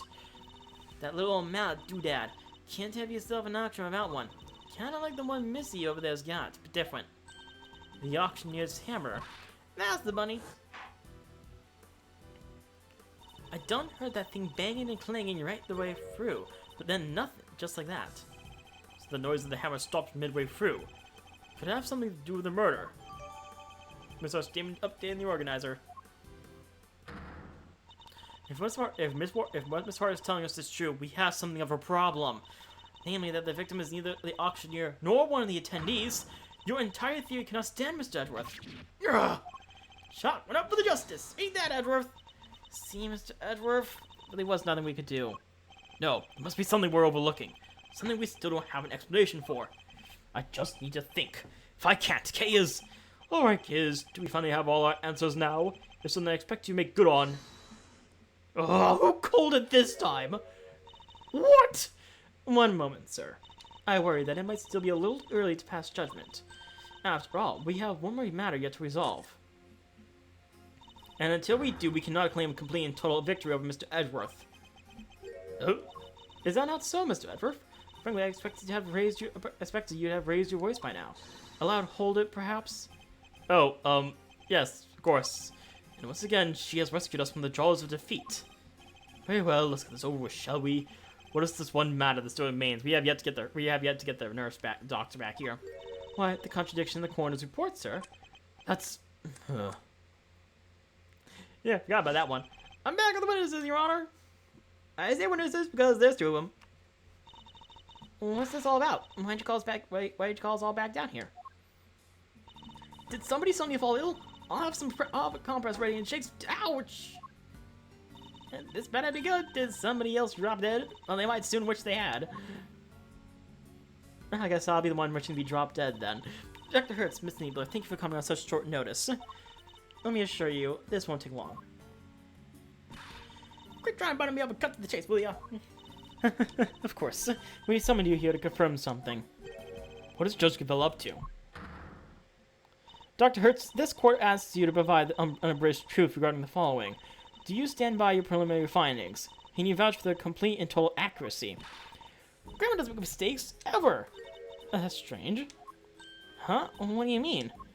In the course of this trial, an error was indeed found in the report. And so I ask him the truth, Dr. Hertz. Did you alter, tamper with, or in any way falsify your findings? That's awful. How can you even say that? What are you asking me for? Why the heck would I want to do that? To help with the true culprit, of course. As if I know anything about all that. I just know I didn't do anything of the sort. And that seems doubly strange. What other explanation could there be for the discrepancy in your report? Mr. Edgeworth, I wonder if you might have any thoughts on the matter. It's not like you to be coy, I must say. Why does she keep taking charge and helping me? I still don't know what she's trying to do. So I'll happily take what I can get. If everything was recorded accurately and then handed off to Mr. Winter according to protocol, then the report shouldn't contain any mistakes. Wait. For the record, I didn't do anything to the report. I guess we'll see. Won't we? You're too incompetent to have done anything anyway, so I don't believe it was you. Dr. Hertz, perhaps we could begin with your side of the story. Why do we even need to? This is pointless. I'll be the judge of what's pointless. Thank you very much. We have patients waiting back at the hospital. But Grandma, ouch! We really don't have time for this. Would you please help us? I can't trust how important this is. Grandma says she'll testify, but could you please make it quick? If we're not back soon, people will suffer. And yet you had no qualms about taking your time and buying cotton candy the last time we saw you. We'll let you go as soon as we can, I promise. Assuming you tell us the truth, that is. Double testimony. No way to take Grandma's report. Not never. I've been dealing with the dead longer than you've been alive, Sonny Jim. Me running something wrong is likely as ouch. And what the heck do you think I'd stand decaying by doctoring a file? Don't make it look of a sentence. And that's all she has to say. Nothing fucking here. See, it's just as I thought. There's no chance the good doctor doctored her findings. And you swear by the Holy Goddess that this testimony is true? Of course. Grandma's never told a lie in her... Objection, she's lied. Your opinions are not necessary, Nurse Needler. Your grandmother's the subject of this inquiry, not you. Not necessary. That's not fair. I'm the only ally poor Grandma has. Go ahead, shout objection left and right, but you best be prepared then, Mr. Ex-Prosecutor. Oh, I'm more than prepared. I'm ready to expose the truth behind an error in the report.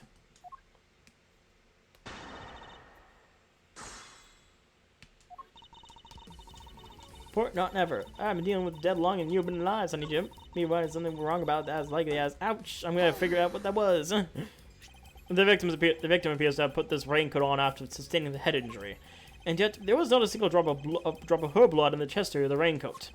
Therefore, she must have been hit in the head before she was stabbed in the chest, making it pre-mortem. Oh, that's ouch. I don't need you to teach me how to suck, young man. My dang report always says what you just said, don't it? Your report states that the head injury appears to have been sustained post-mortem, which is the exact opposite of what I just said. Oh. Sure. I generally take the report to Florence here, and she wrote it all down just like I said it. If something happened to her after that, weren't nothing to do with me. You dictated it. If you could please tell me more. I usually dictated the report to Florence. Anything after that, weren't nothing to do with me. I see. So even if Hertz is fine, Florence might have done something.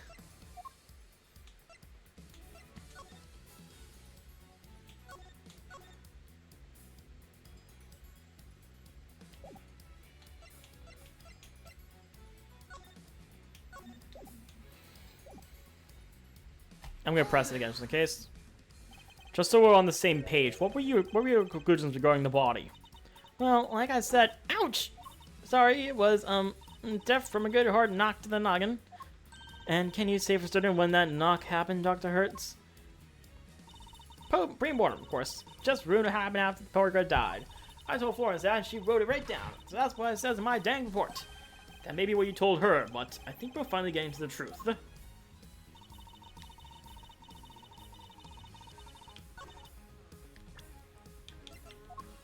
Do I present the report? I do present the report. Okay. Dr. Hertz, I'd like you to take a look at the report for yourself.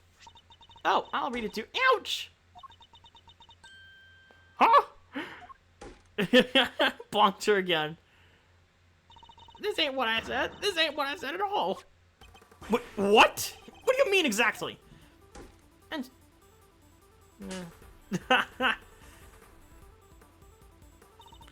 I don't know.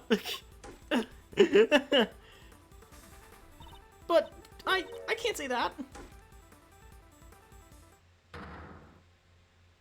Miss Needler, if you are attempting to bury Dr. Hertz's truth, I will gladly hear a confession myself on behalf of the Goddess of Justice. Dr. Hirsch seems to be telling Judge Gavell something in private. What? I see. Very well, I'm going to relay to everyone what you have just told me. Ain't no doubt about what I said. I dictated my findings to Florence just like I told you I did. The fuddle-headed young thing must have wrote it down wrong or something. Wow, that was a great impression. Yes, but was it really necessary? So, in summary, there was an error in the report. It was all because of you, Nurse Needler. Yeah, The true facts have now been shown to be that the head injury occurred prior to the chest wound.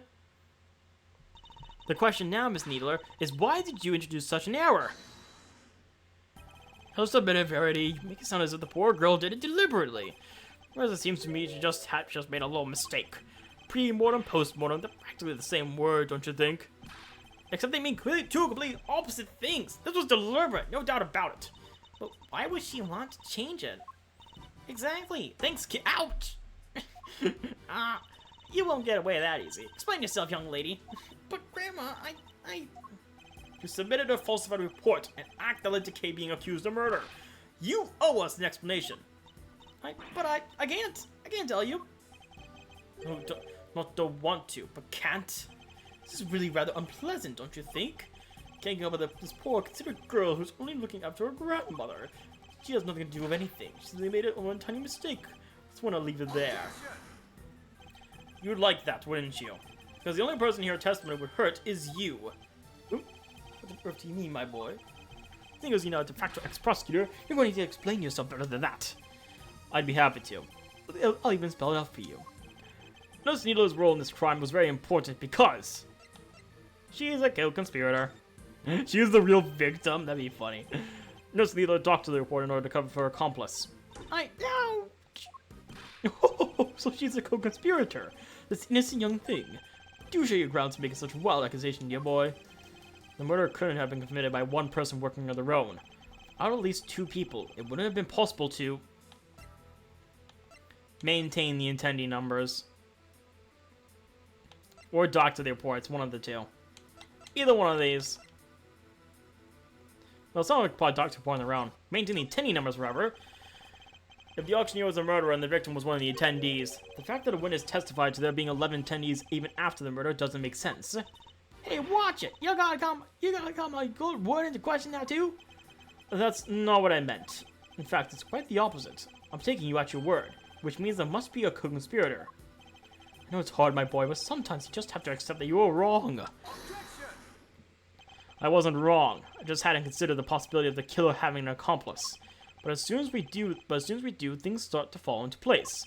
If the killer's accomplice returned to the auction room in the place of the victim, there would have indeed been 11 attendees both before and after the murder. Well, so that's your thinking, is it? It's an intriguing theory, but surely the impostor would have been spotted right away. I don't imagine that Nurse Needler looks strikingly different from the victim in build and stature.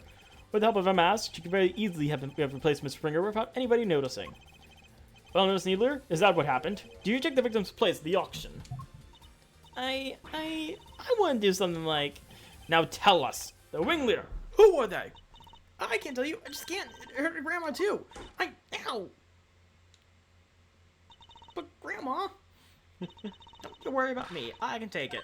You just tell me everything, child. But. Oh, boy. Oh, we got a breakdown. Oh.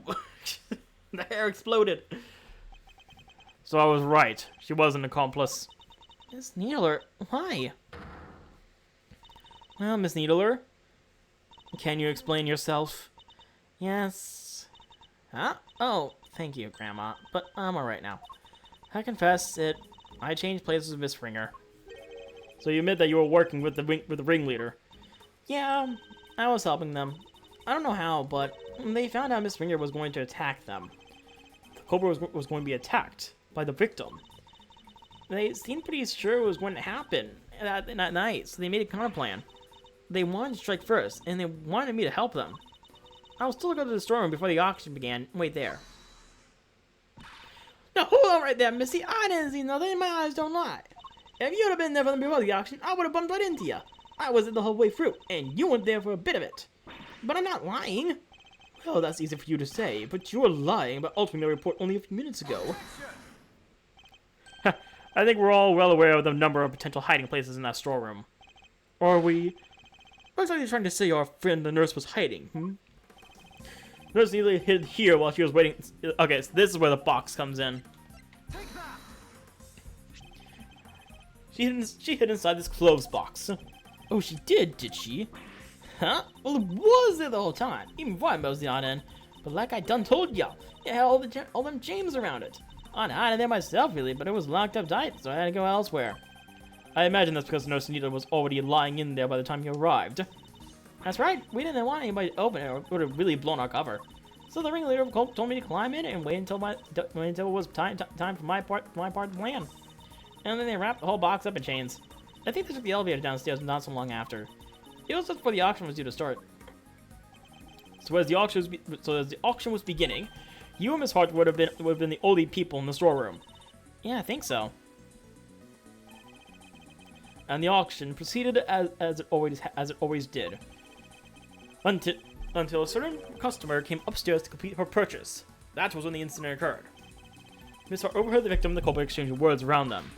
You betcha! I was behind that statue there, shaking like a dang leaf the whole time. In the middle of the court, Miss Ringer was killed by the auctioneer. Ugh. I imagine that the auctioneer was then carried Miss Ringer's body over to the clothes box, from which the nurse needler emerged and swapped places with the victim. At the place of Miss Ringer's body inside the box, Nurse Needler's role now was to pretend to be Miss Ringer. The two of them then returned to the room below as if nothing had happened. Does that about sum up what had happened in the storm, Miss Nurse Needler? Yes, in fact, that's exactly what happened. Hold up, so you just waltzed right back on in and nobody noticed? This is two completely different people we're talking about. You telling me not one of the other folks down there at the auction caught it on? Why would they? The other auction goers had no reason to notice the difference when Nurse Needler entered because...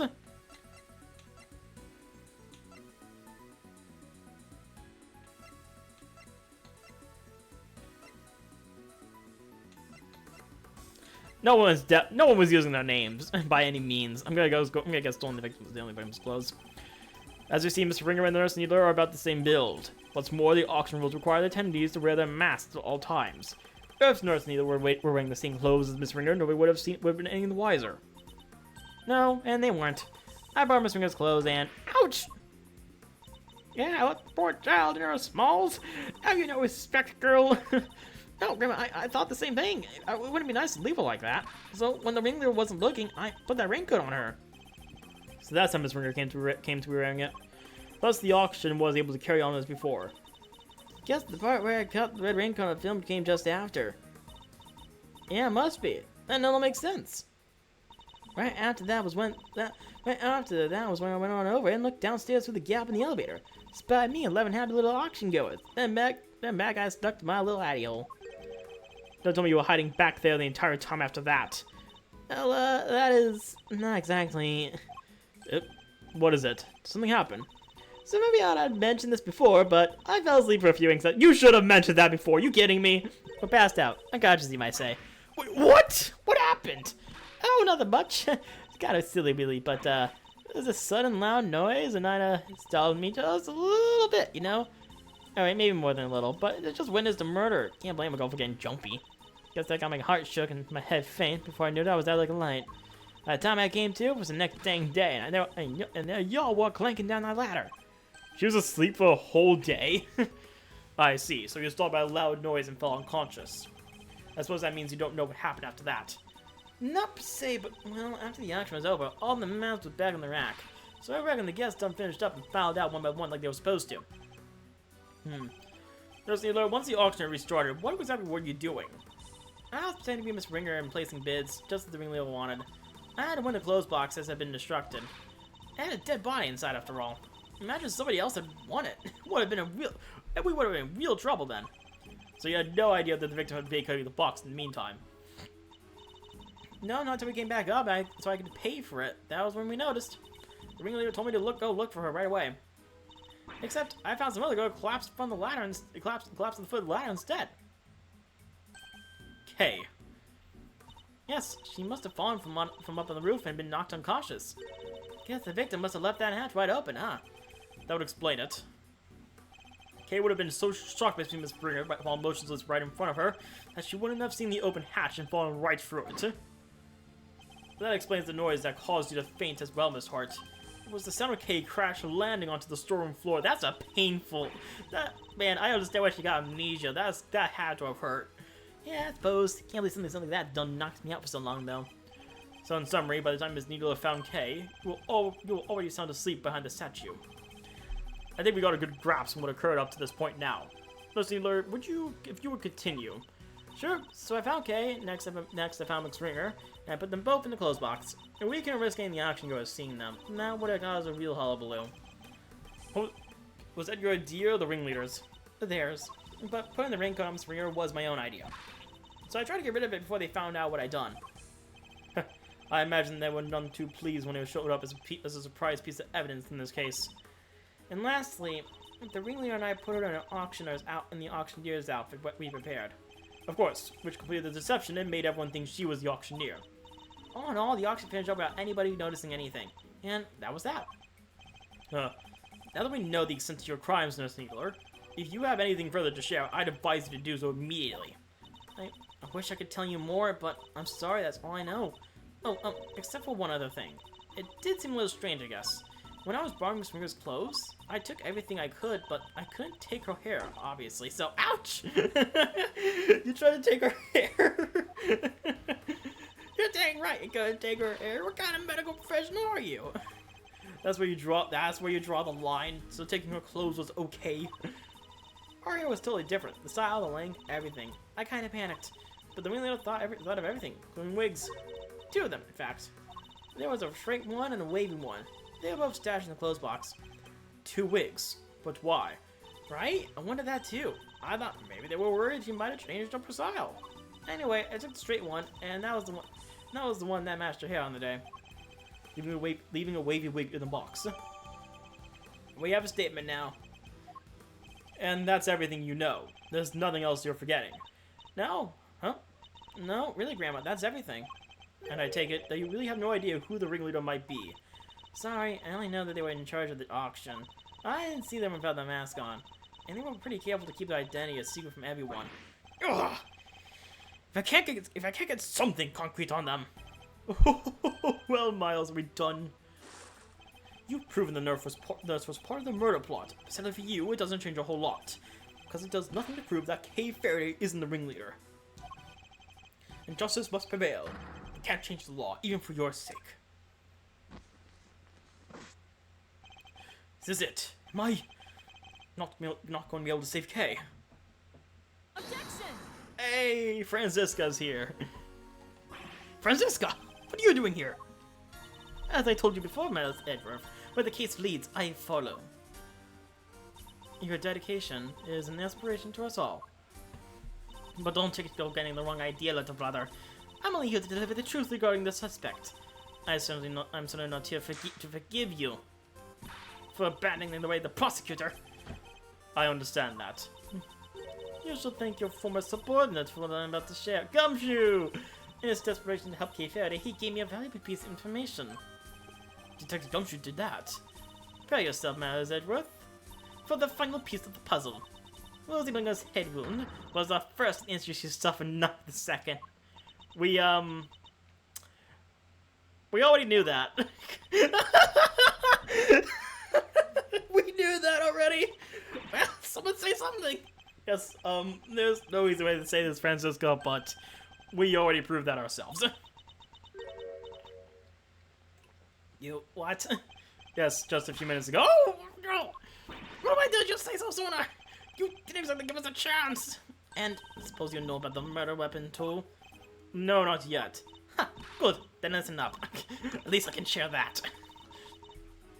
I'll give the detective half a salary deduction then. The victim was struck in the head with a blunt object being a circular surface. And the wounds to the chest were actually inflicted post-mortem. A circular surface? And you're certain of that, I assume? Your sources are above board. 2 trusted medical professionals reached the same conclusion independently. Couldn't ask for more. That's certainly good to know.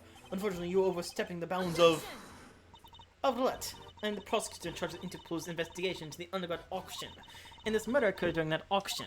It would be negligent of me not to pursue leads not pertaining to the related parties. And essentially, especially the victim. And since she is Interpol, she has no need to talk to you about anything. You have no power over her. My, you've become quite the force to be reckoned with, haven't you, my dear? And all the parties are in agreement. The victim died from a blow to the head. We've updated the autopsy report. Sadly, the murder weapon itself is yet to be identified. Based on the shape, I might have an idea or two. But guys, I didn't observe any other weapon during my investigation. Yet one only need think about the setting and the auctioneer's tools, and the answer should be obvious. The object of a circular service should be used in an auction. I'm obviously talking about what would an auctioneer have readily at hand? An auctioneer's hammer, of course. But we never found one of those. If the auctioneer was indeed the killer, it does seem likely candidate for the murder weapon. But without the evidence to support your theory, it remains nothing more than that. Oh, I have just the evidence you need right here.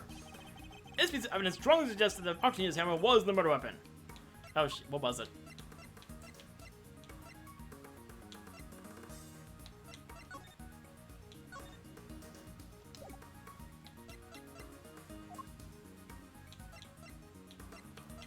Wait, seriously? I don't know. Okay.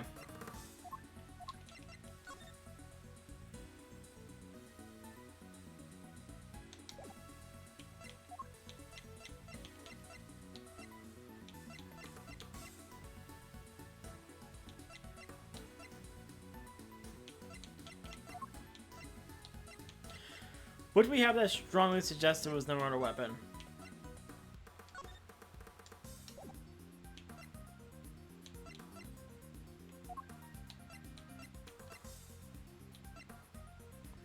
I don't know.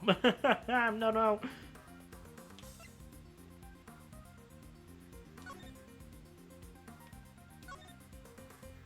The left horn is missing. I can't tell but wonder where it went. Although, even if we were to find it, it might not be easy to fix up either.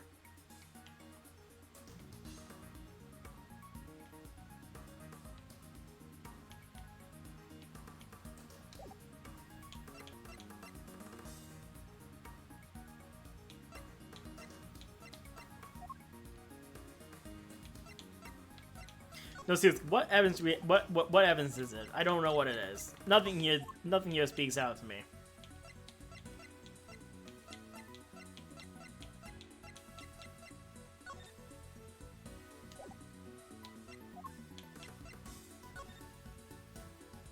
Oh, right, Lotta's testimony. Miss Hart told us something very important about the auction after the murder occurred. She said that the very prominent sound of the auctioneer's hammer could no longer be heard. Now, why would that be? I'll tell you why. Because it had just been used in a murder and was covered in the victim's blood. It would need to be disposed of. Isn't that right? Chairman Winner. How about people look into this right away? You really are like a dog with a bone, aren't you, dear boy? But you can't dedicate yourself to a cause when you're young, when can you, It seems very confident we'll never find it. Very well, a search for the murder weapon will be conducted. In the meantime, this court is in recess. Wow, that took me 2 hours to get through that whole segment. Luckily, this should be the last part of the case, I think. All still here. All in the circle. Hello, everyone.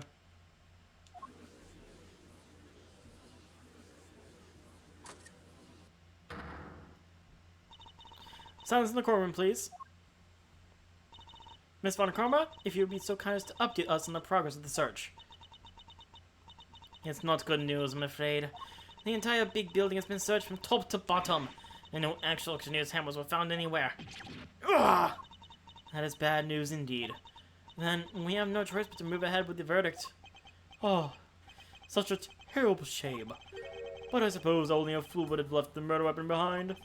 It's really not what I expect from a first-rate criminal mind. No, this is not enough to work with here. I can't carry us on any further on my own. Yes, it really is a tragedy, but such is life, I suppose. just thinking back over the defendants I've made plea deals with over the years. People who pour their hearts out to me, trusting me with every detail of their crimes. And then, when it came to the sentencing, I recommended life in prison every time. For every single one. If only you could see them. The stupid, dumbfounded looks on their faces. The verdict will now be passed. All present will accept the goddess's word as law. There's nothing more I can do. Kay and I are both. If only we had some proof! I never imagined I would be passing judgment on you under such circumstances. The end of the road, huh? By the power vested in me, Excelsior's winner, this court hereby indicts you for your crime! That's a bait and switch right there. What? Well, what's going on to you, Faraday? I submit for the court's consideration the case file of a certain incident. Namely, the IS-7 incident. A murder that took place 18 years ago. But what does that file have to do with... Wait, you mean... Your late night visit to this chamber. That was too... Precisely. I came here to retrieve these documents. Though sadly it would seem that I arrived too early to catch the auction itself. When we spoke of the matter before, I implied that I had come to retrieve files pertaining to your own case. You'll have to forgive me, that was a ruse to buy myself more time. Wow. She was planning this from the start. She's on our side. Look, the fact she's on our side of the screen now just highlights that she's officially on our side. That's actually amazing. What the heck are you doing about? You can't just accuse my dad. Without proper grounds, it's defamation. Except if I'm correct, I'm pretty sure Excelsior was the chief prosecutor at the time, so he's directly involved. An excellent observation, Eustace. It is, and of course I have the grounds to make such an accusation. 18 years ago, Mr. Manfred Barkhammer had some details about the victim's body fabricated. Details he was forced to fabricate when the sculptor Audie's Frost's body went missing. Papa? Fabricating information? What is the meaning of this? Ian Seidman, the detective originally assigned to the case, did in fact report that the body had gone missing. However, it seems that a certain someone wasn't very pleased with Mr. Montkarma, and deliberately withheld that information in order to bring him down a few pegs. What? This individual refuses to allow anyone to go against their wishes, or to challenge their power, and they're known to go to extreme lengths in order to bring those who defy him to the heel. 18 years ago, they were no different. In fact, they even ordered Dr. Hurst to create a fake autopsy report for the IS-7 incident. What? She was responsible for the fake report? Wait, you have to understand. Grandma, she's not a bad person. She had to do what she had said. She didn't have any choice. The person in question was the chief prosecutor at the time. I knew it. The chief prosecutor 18 years ago. No. The man who gave Papa the first penalty of his career. Excelsior's winner, it was you. Objection! What are you all talking about? My dad would never do something like that. I'm sorry, Eustace, but your opinion on the matter is not needed here. Well, Chairman Winner, do you have anything to say for yourself? All that nonsense with the body that was Manfred's doing. What such a beautiful boy. They fake autopsy report? Hilda, how could you? I can't believe you naughty kids would do such a honest thing about my back. Hold it! We could just ask her why she did it. She is standing right here. Oh, so Manfred never actually did fake autopsy report. Wow. But he did go along. But he did go one more thing. Even knew it was fake. Wait, Grandma can't. She's ouch. Grandma, I'm sorry. I knew. That's why I. Right, exactly. If I didn't, everybody would have found out about what you did. They said I was going to charge you. If I didn't help you, then my plan. They would. I just had to do what the auctioneer said. So you were coerced into it when you nurse needler? And just be clear, the auctioneer was Chairman Winner. I'm sorry, but I honestly don't know. The person who forced me to help them was the auctioneer, and they definitely looked to be about the same build as Chairman, but I never saw their face. Well, there must be something. Any detail, no matter how small, will do. Oh, wait. The mask didn't cover the whole face, and the part that wasn't covered had a tattoo on it. I remember that much for sure.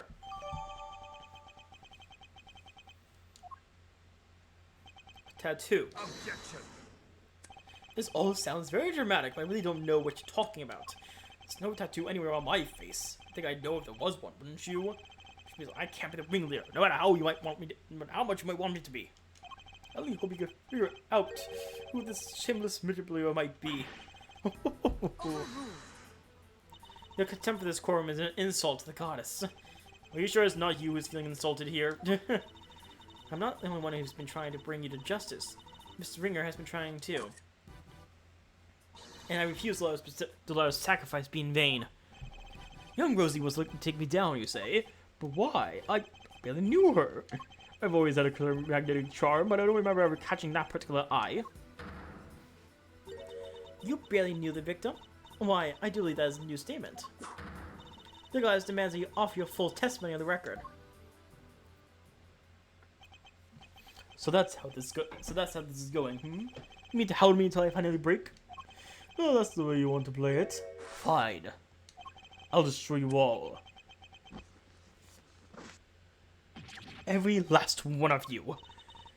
Mr. Edgeworth, please allow me to work with you on this one. I doubt we'll get another chance to put him on the stand. So let's make the most of this opportunity. Of course, Your Honor. I wouldn't have it any other way. Now, Chairman Winter, you will tell this court everything you know about Miss Ringer. Here we go. Everything I know about Miss Ringer. No, Rosie was a member of the committee, of course. We never really had any personal interactions, at least none that I remember. I had no motive to murder that poor girl whatsoever, and I have absolutely no idea why she was after me. So you don't mean to accept your part in any of this? Of course he doesn't. He isn't guilty. How could he be? He's my dad, the winner of winners. That's very kind of you, Eustace, but you'll need more than mere words you plan to cover for me. Right, you got it. I won't pin this on you. I believe in you, Dad. You'll be Edgeworth. I know you will. Yes, yes. You're such a sweet, simple child. He really loves his dad, huh? But that's no excuse for him to ignore his father's crimes. No matter how much he respects him. Regardless of the station in life, all criminals will be made to atone for their sins in time. This won't be easy on Mr. Winter, but it has to be done. We can't let his father get away with this. Alright.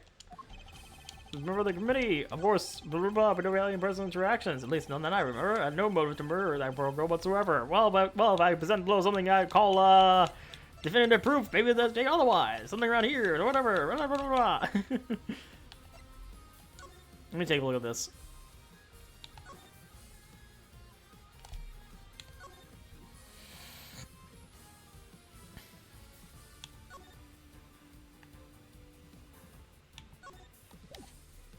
Anyways.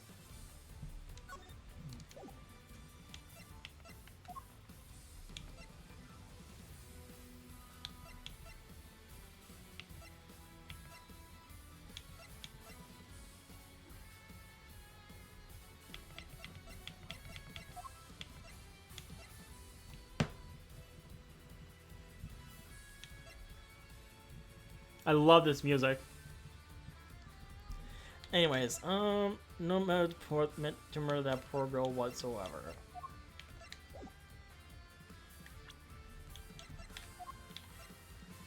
Well, yes, the bear would give you a motive, though, wouldn't it? Or like, would any of these give you a motive?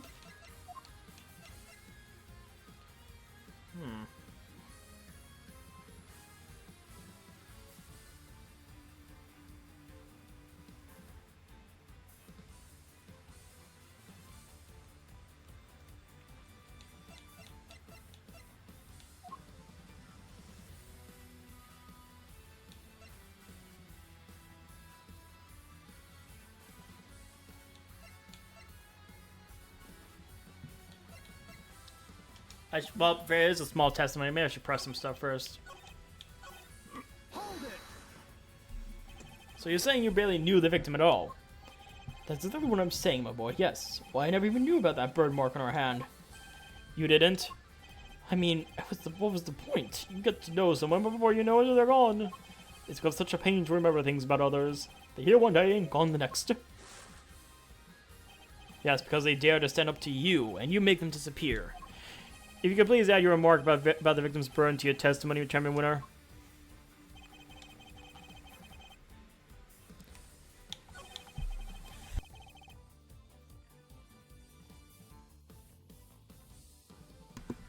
Sorry, I had to sneeze.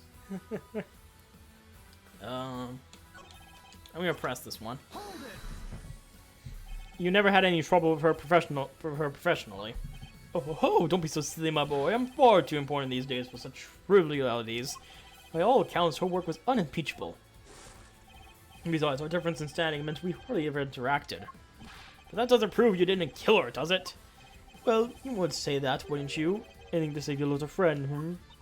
It certainly seems that Mr. Ringer had some personal interest in you, at least. Indeed, indeed. But I can't for the life of me imagine why. Too bad, so sad. Without a motive, you can't logic your way into pinning this on me. I have to think back of what we know about the victim. If you're not sure about how to approach this, take another look at the evidence. You just might find a new way to interpret old information. Are you trying to help me, Francisca? I'm trying to help Kay Faraday. I couldn't care less about you! That's to see she really is worried for Kay. In her own Francisco sort of way. So we have a new statement here. We have to show something that contradicts him not knowing about the burn mark.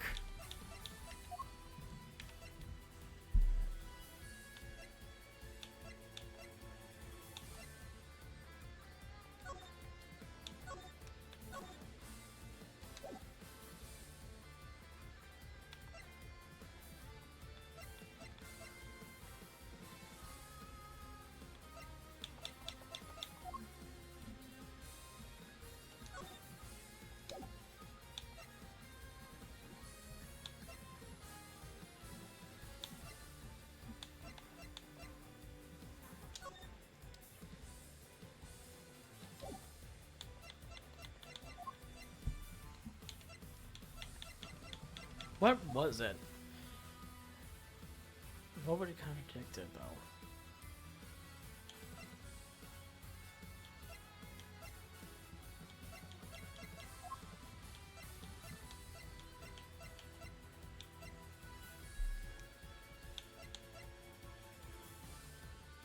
Oh, wait, the bear! Recorded a prominent burn. I see. So, our current hypothesis is that he was the ringleader. If he never knew about the burn mark, then he would not have mentioned it in the recording if it was him. No? Okay. Did I get the wrong one? I might have gotten the wrong statement. I think it's the right piece of evidence. I think it's just the wrong statement. Ugh, gets watered down by the lesson winner. Mr. Winner is really enjoying this, huh? Of course he is. He has his father here to back him up. But that's just fine. I'll just take both of them down together.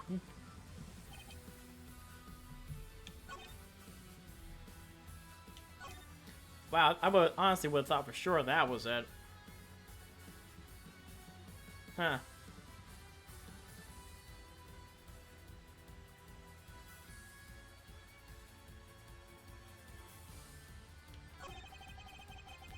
Maybe I press it again? You're sure you didn't know about the burn mark? You don't let up, do you? I don't in the habit of memorizing who has a scar on their hand and who doesn't. But this wasn't just any old scar. I think it was pretty noticeable, in fact. Perhaps under normal circumstances, but now that I think about it, Miss Ringer didn't always wear gloves. Truth be told, I wasn't aware of the burn mark until after the incident myself. The victim's hands were always covered by a pair of gloves. It makes sense, of course. People can be very self-conscious about such things. I can only sympathize, being somewhat of a sensitive soul myself. I hope you're not too sensitive to append that statement to your testimony. We added two statements. Okay, so I think this is gonna help us. There we go.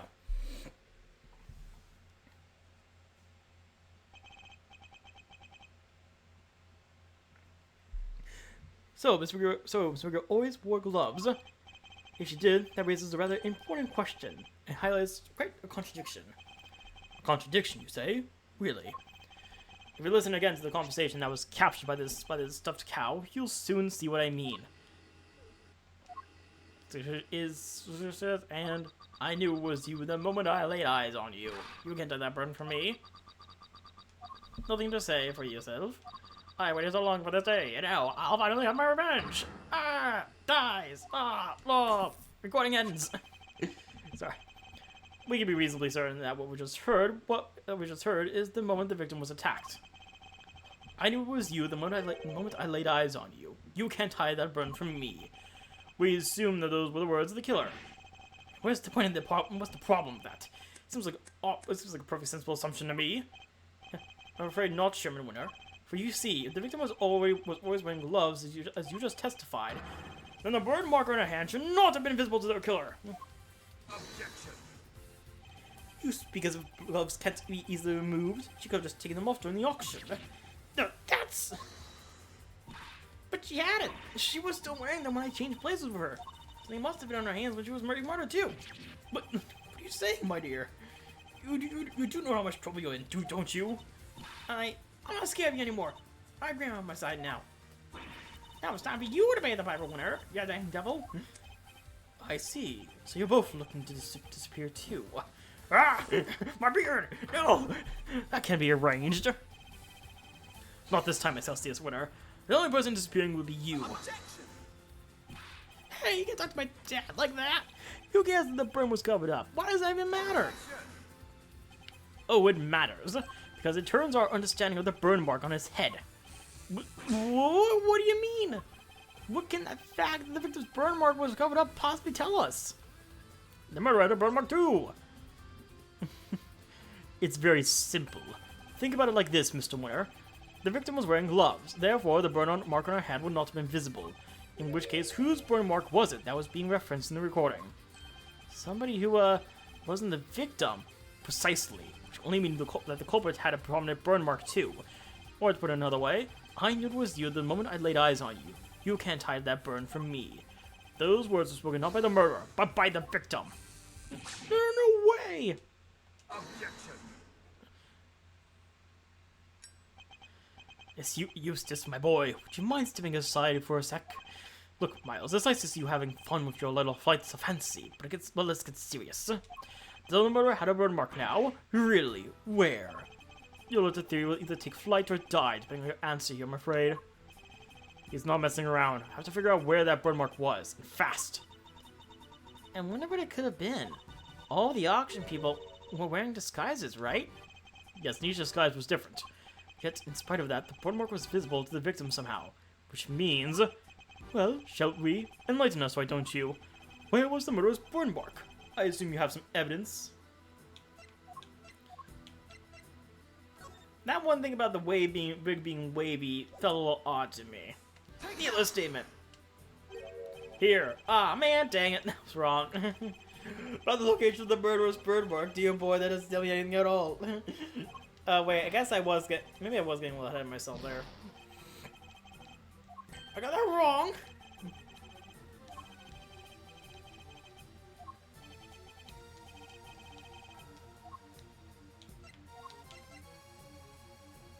Oh, wait,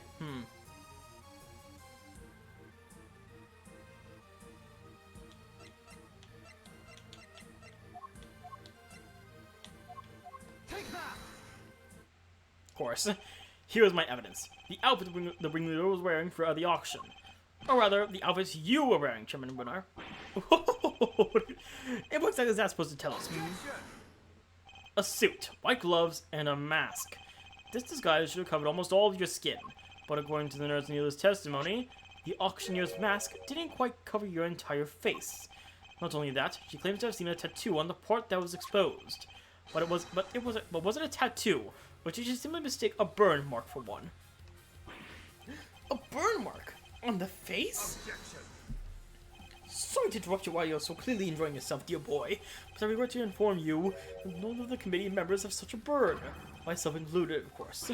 But Dad, I mean... Eustace, do you think you can be quiet, please? I'll be foolish in your own time later.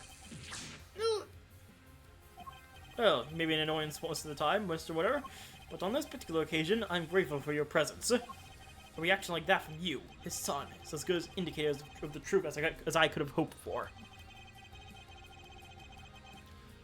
And it gives me a much-needed confidence boost concerning another theory of mine. Namely, who that one unexplained item belongs to. What's the matter, Mr. Winter? I think he might be in shock. After all, he's usually the last to figure things out. But in this case, he seems to have gotten there all too quickly. He knows that his father is indeed the real murderer. He's sad because he knows the truth? So, it's better not to know the truth at all? Okay, so we came here for. It doesn't matter how we get there. The important thing is finding the truth. You yourself told me that once, right when I needed to hear it most. And now it's time for me to repay the favor and show you the truth of your innocence. I want to know too, the truth of what really happened. So please, Mr. Edgeworth, won't you show me? I very much intend to. You don't know when to give up, do you? Where is this burn then? Perhaps you could point it out to me? But you can't, can you? Because it's nowhere to be found, just like your evidence that I'm the killer. Yeah, I don't forget to all you like. You won't find any, because he's my dad. I would have through and through. Understand, Mr. Winter. I completely understand why you don't want to believe it's true. But if you ignore the truth now, you'll regret it for as long as you live. Dad, what do I do? I just don't understand it. How could I waste such utter food? If you really wish to help your father, Eustace, you could try thinking on your own for once in your life, you useless nitwit. But I try all the time, Dad. All I do is try. I went to the school you want me to go to. I used every test. Look at my jacket. They only give these to the valedictorian. I did everything you told me to. We're like crazy. I graduated top of my class. I tried to be just like you, win as many trophies as I could. You really are just a simpering simpleton, aren't you? Huh? Those tests you aced, I had the school give you perfect scores on all of them. Those debate and speech competitions you won, they just were all friends of mine. If you never even realized that much, there's no hope for you, I'm afraid. None at all. You're no son of mine. Even you must see that.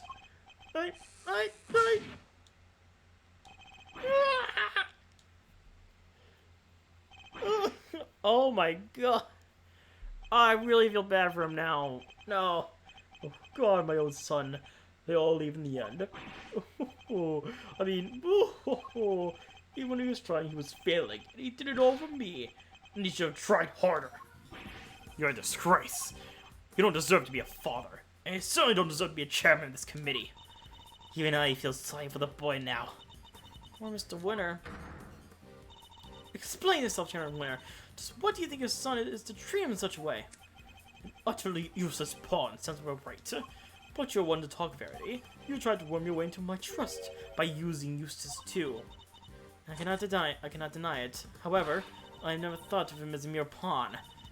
He may not be a naturally gifted prosecutor, but he tries. In some ways, he tries harder than anybody. That's what I've witnessed during my time with him. Yet you call him useless. How could you? Because he is very my girl. He's utterly incapable of doing anything I ask of him. Mr. Edgeworth, I trust my offering to the goddess to you, so that you may use it to call her final judgment onto Excelsior's winner. Thank you, Your Honor. I've been more than ready to do so. If the ringleader had a visible burn mark on their face that night, and would follow the chairman winner is currently hiding that mark somehow. How exactly was he dressed during the auction? That will be the key to solving this case at last. Now then, your answer, please. Which piece of evidence will help us reveal the burn mark on the culprit's face? Now I bring in this statement.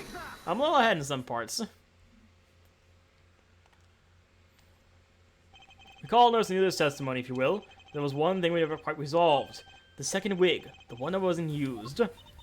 I seem to remember it being wavy? What are you two talking about? Miss Needler apparently found some very interesting items when she went to swap places with the victim. And? What do they have to do with the burn mark? What she found were two wigs. One was intended to make her look more like the victim. But what was the other one for? I don't suppose there was meant to be a spare. It doesn't take a huge leap of imagination to see the truth. Compared to my winner current appearance to that of the ringleader as it was described to us. Stop it! Stop staring at me! One very prominent difference presents itself. His face, or rather, what's around it. You mean it wasn't a wig after all? Indeed, not a wig intended to go on the top of the head in any case. It was a fake beard all along, wasn't it, Excelsior's winner?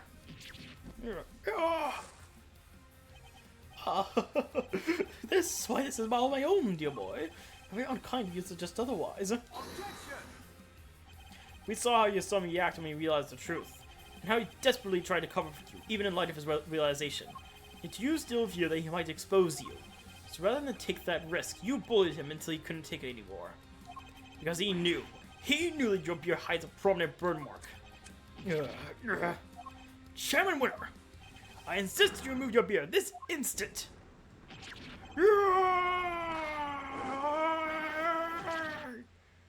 Well, there it goes. There goes the beard. It's gone. There it is. The burn mark. Mr. Edgeworth, for bringing this able to justice before the eyes of the goddess, you have my thanks. No, thank you. I couldn't have done it without you. Excelsius Winner, in the name of the goddess, I hereby pronounce my verdict. In the matter of the murder of Miss Rosie Ringer, this court finds you guilty. April 6th, 9:44 a.m. Committee.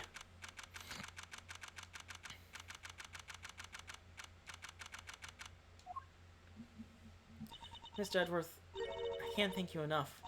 You never gave up on me, even when I gave up on myself. That was very kind of you. There's no need to thank me. As a prosecutor... No. As a friend. It was the least I could do. Mr. Edgeworth, rejoice. I have learned that Chairman Winner has been safely delivered to the detention center. The search for the missing auction hammer continues. However, we are talking about Chairman Winner here, so it is highly likely that it has already been destroyed. In addition, there is one other matter I must inform you of. The chairman made a rather strange statement. According to him, the letters were not part of his plan. What? How could that be? He claims that he and Miss Needler found this letter on Miss Ringer's person. And that they found a second letter on Kay's unconscious body. From the contents, the letters seem to ones... That's why they never came up, because they were literally irrelevant to the case! So he left to the conclusion that they must have been working with each other.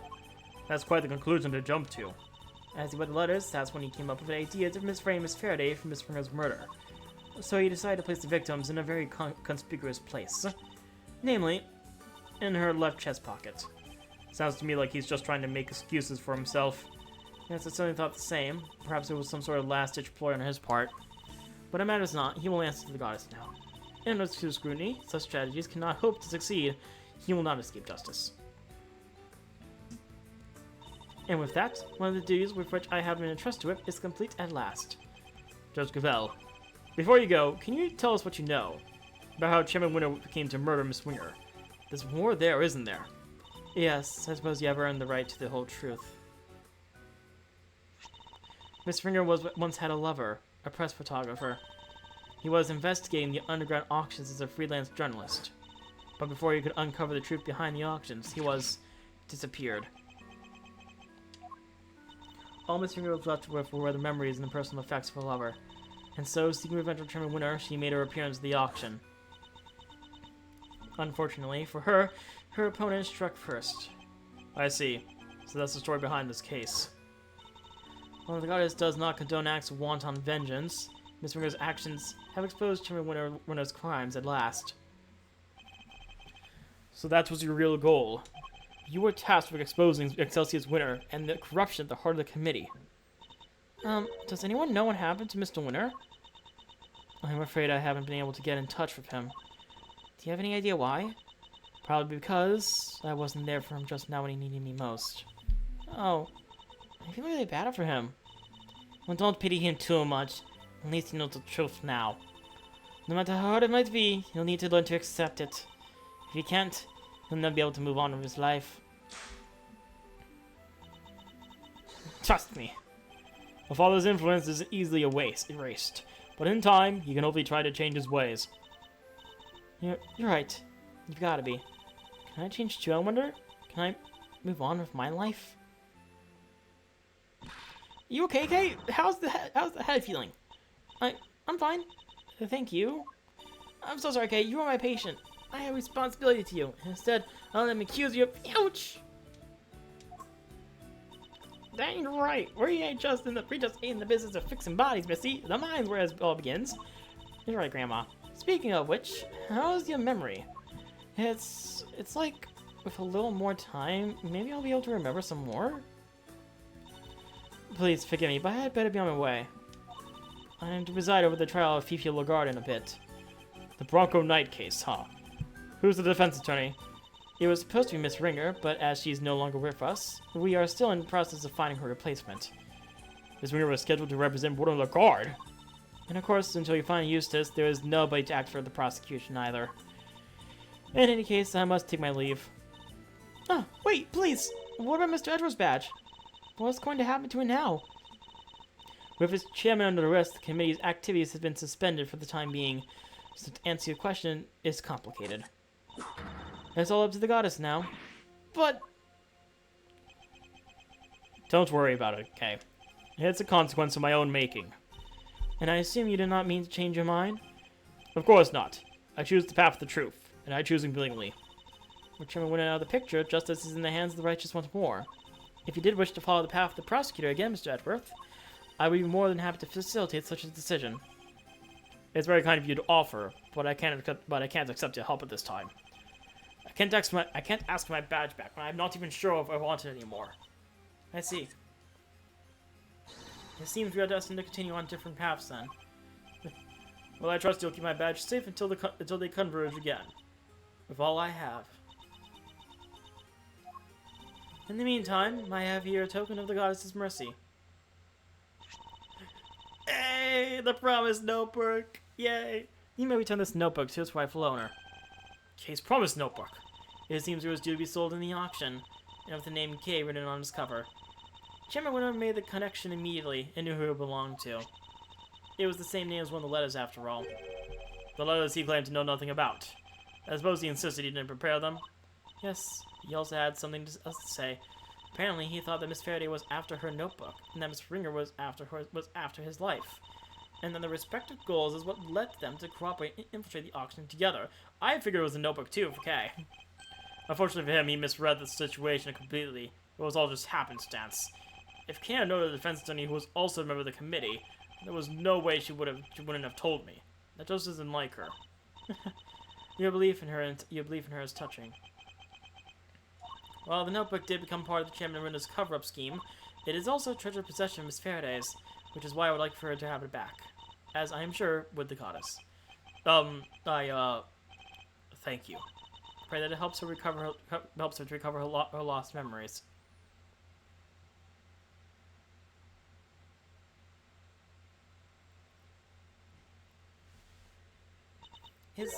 Is everything all right? Judge Gavelle wanted me to return something important to you. The promised notebook. Huh, isn't that...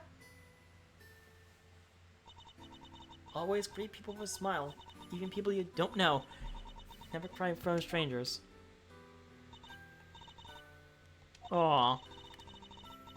Be a real hero when I grow up, just like you. Oh, wait, I forgot to write one down. Most important promise of all. Promise number 5. Always try your hardest to learn about things you don't understand. I remember just how you said it, and now I'll never forget it. Always try your hardest to learn about things you don't understand. That's right, I have to try! Oh boy. I'm Kay Faraday, the great thief who'll do anything to get her hands on the truth. She's back! Sticking out of Grasso insisted to Mr. Edgeworth. Hey, is that really you? Can't say I'm not a little bit embarrassed, but yeah, I'm back, and I couldn't have done it without you, Mr. Edgeworth. Stop helping me, even when I was totally lost and couldn't remember anything. Thank goodness. So you certainly seem to be back. Okay, so this is really you, huh? Welcome back. So it's good to know you better. I can sleep easy now. Ah, you found it. Don't you dare go losing that memory of yours again, lady. You here? Miss Needler, Dr. Hertz, thanks a lot for looking after me. And you really are better. How about you get out of them dang hospital duds? Oh yeah, I washed all your clothes for you. Here. I thought they were with Detective Gumshoe. He handed them over to us after they came back from forensics. And did he happen to mention if forensics found anything of note? I didn't ask. Anyway, never mind that now. Put them on, Kay. I want to see. Wait, what about her bandages? Sure, it was too soon to remove them. Oh, it's probably fine. She may have taken a big old bump to the head, but she wasn't really hurt otherwise. Then, why all the bandages in the first place? Prevention is better than cure. A stitch in a day time saves 9. Those are just a few of my mottos. Both of which sounds like painfully annoying practices for your patients. Okay, Kay, transformation time. Yeah, now this is what I'm talking about. Fits like a stolen glove. That smile suits you better too. As it always did. Thanks to you too, Miss Bonacarbra. I'm so glad you showed up when you did. I became much stuff he asked me to. I'm sure you'd be very happy to see you go back to your old self, Tool. Speaking of Gummy, where is he? Who knows? Perhaps the well of his devotion ran dry when someone threw away his badge. Detective Gumshoe. I forgot about him. Oh, he must be devastated. Anyway, I have to be going, and I'll be taking those two with me. Wait, what's going to happen to them? Acting as an accomplice in a murder and forging an autopsy report 18 years ago, their crimes can't be allowed to go unpunished. But the fact that accessories are going to coerce them into cooperating will, of course, be taken into account. Don't worry about us, Kay. As long as Grandma and me are together, we'll be alright. Take care of Kay Faraday, until we meet again. And now it's just us and Lotta. She's been here the whole time. So, okay. I know you only just got your memory back, but I need to ask you some questions. Sure, ask away. What happened the day you lost your memory? What were you doing? Let's see. Somebody asked me to meet them at Gourd Lake. But I didn't know who it was. So there I was, just looking up the moon when somebody in a red raincoat started walking toward me. They must have drugged me somehow, because that's when I fell unconscious. What? I'm not sure I follow. He was at Gourd Lake looking up at the moon? Anyway, when I came to, I was on the roof of this building. I was in a daze of stumbling around up there when I saw the person in red raincoat again, but they were lying on the ground. I was so surprised I stumbled backwards. And then I was falling, and everything went dark. When I came to the second time, I couldn't remember anything. The person in the red raincoat, who in the world were they? I'm sure they were walking in midair. Thinking about it makes my head hurt. Just breathe, Kay. You only just got your memory back. You're still confused. Imagine the root of your confusion is because it is your memories of two different locations. Imagine things all mixed up in your mind because you were at Gourd Lake one minute and then at the top of the big building the next. Because you saw the moon in both locations, your mind blended your memories of the two together. Huh? But those are two totally different places. I know I was pretty good. I know I was pretty out of it, but I don't think I could have gotten them confused that easily. I believe these things on the roof may have made you more likely to become confused.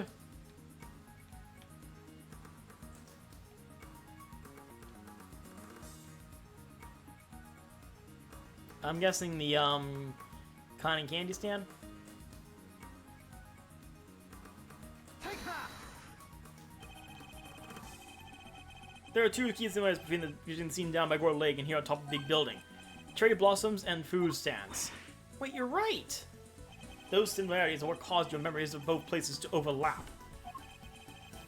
The person in the red raincoat wasn't walking in midair. They were walking towards you from across the park. When you were blurring memories, that same sight played out over the viewing platform instead. No way! Who steals a great thief's memories, huh? That's just cheating! Even still, it doesn't answer the question who attacked Kay in the park.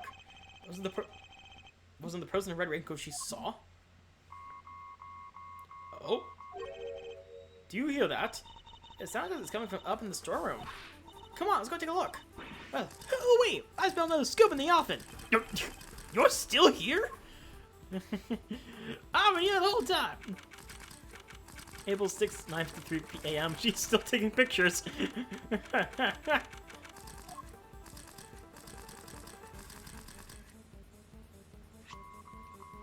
It's coming from this little gadget, Mr. Edgeworth. Ugh, transceiver. I feel like I've seen it somewhere before. It's still going. But I'm no good with technology. Come on, you have to pick up. Fine, I'll do it. Hey, this is Edgeworth. Okay, if you could refrain from answering strange calls from me. Mr. Edgeworth, I presume? I know that voice. Shelly the Killer. Oh. Congratulations on another case solved.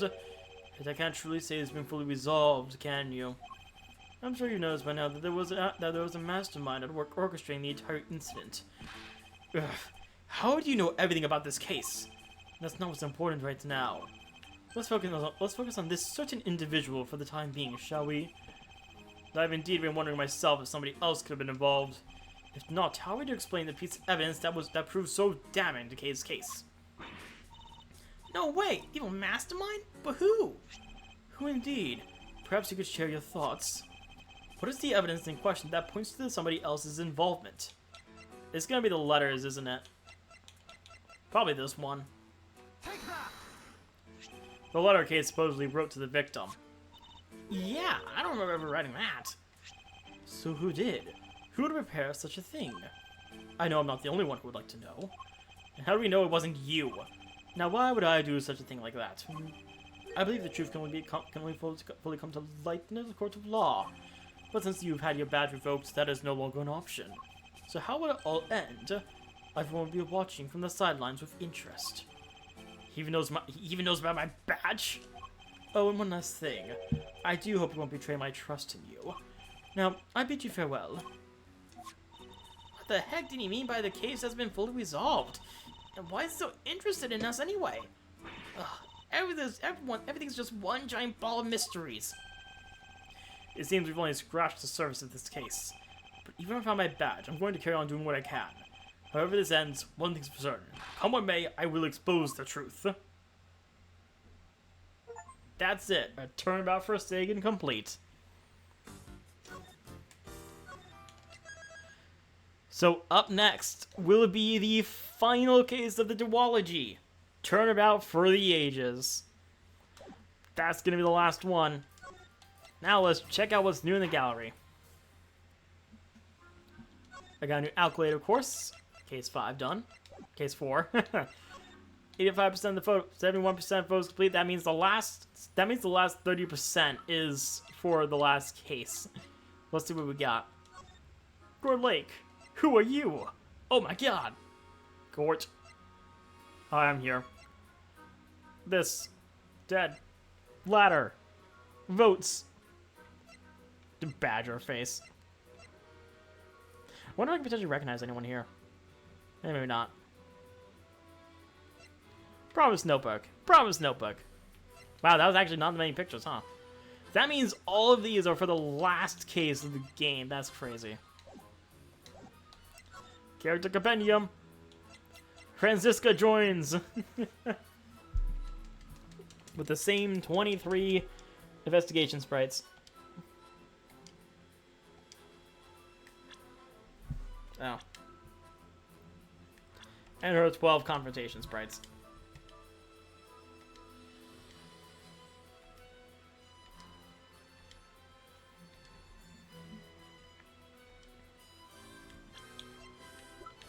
And now we have these guys. Amnesia K. Oh, whoops. That's funny, it refers to her as Amnesia K.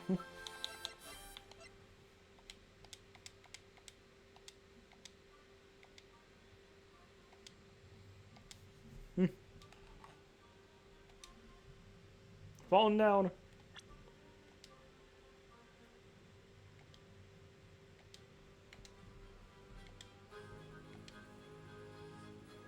Man, I really did not like that. That was haunting. Anyways, hey, she's back. Whoops. Excelsior he only has 6? Huh. Oh, wait a second. Lotta's not here? Where's Lotta? I would have thought she'd be here. I guess that means Lotta's not in until the last case, then.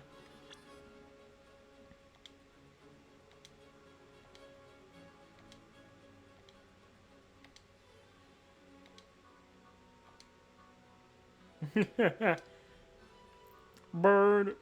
And breakdown.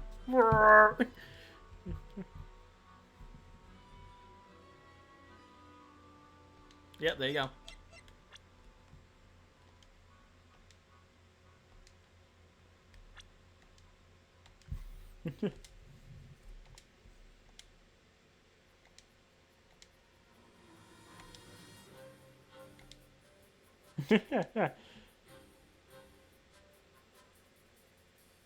Boom.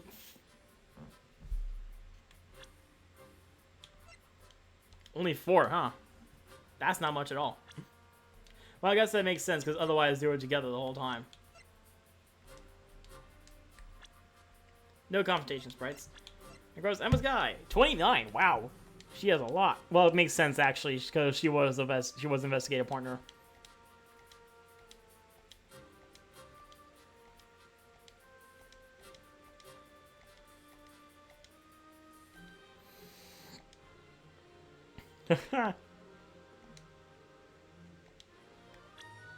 And only 8 confrontation sprites.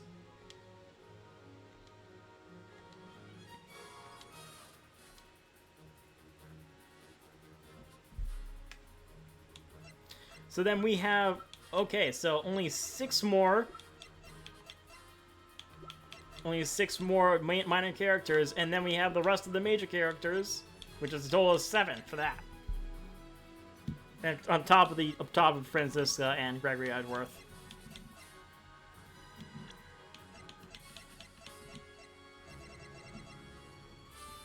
Interesting that Lotta's not, that means Lotta's gonna have quite a role in the last case for her to not be here yet. 77% done there.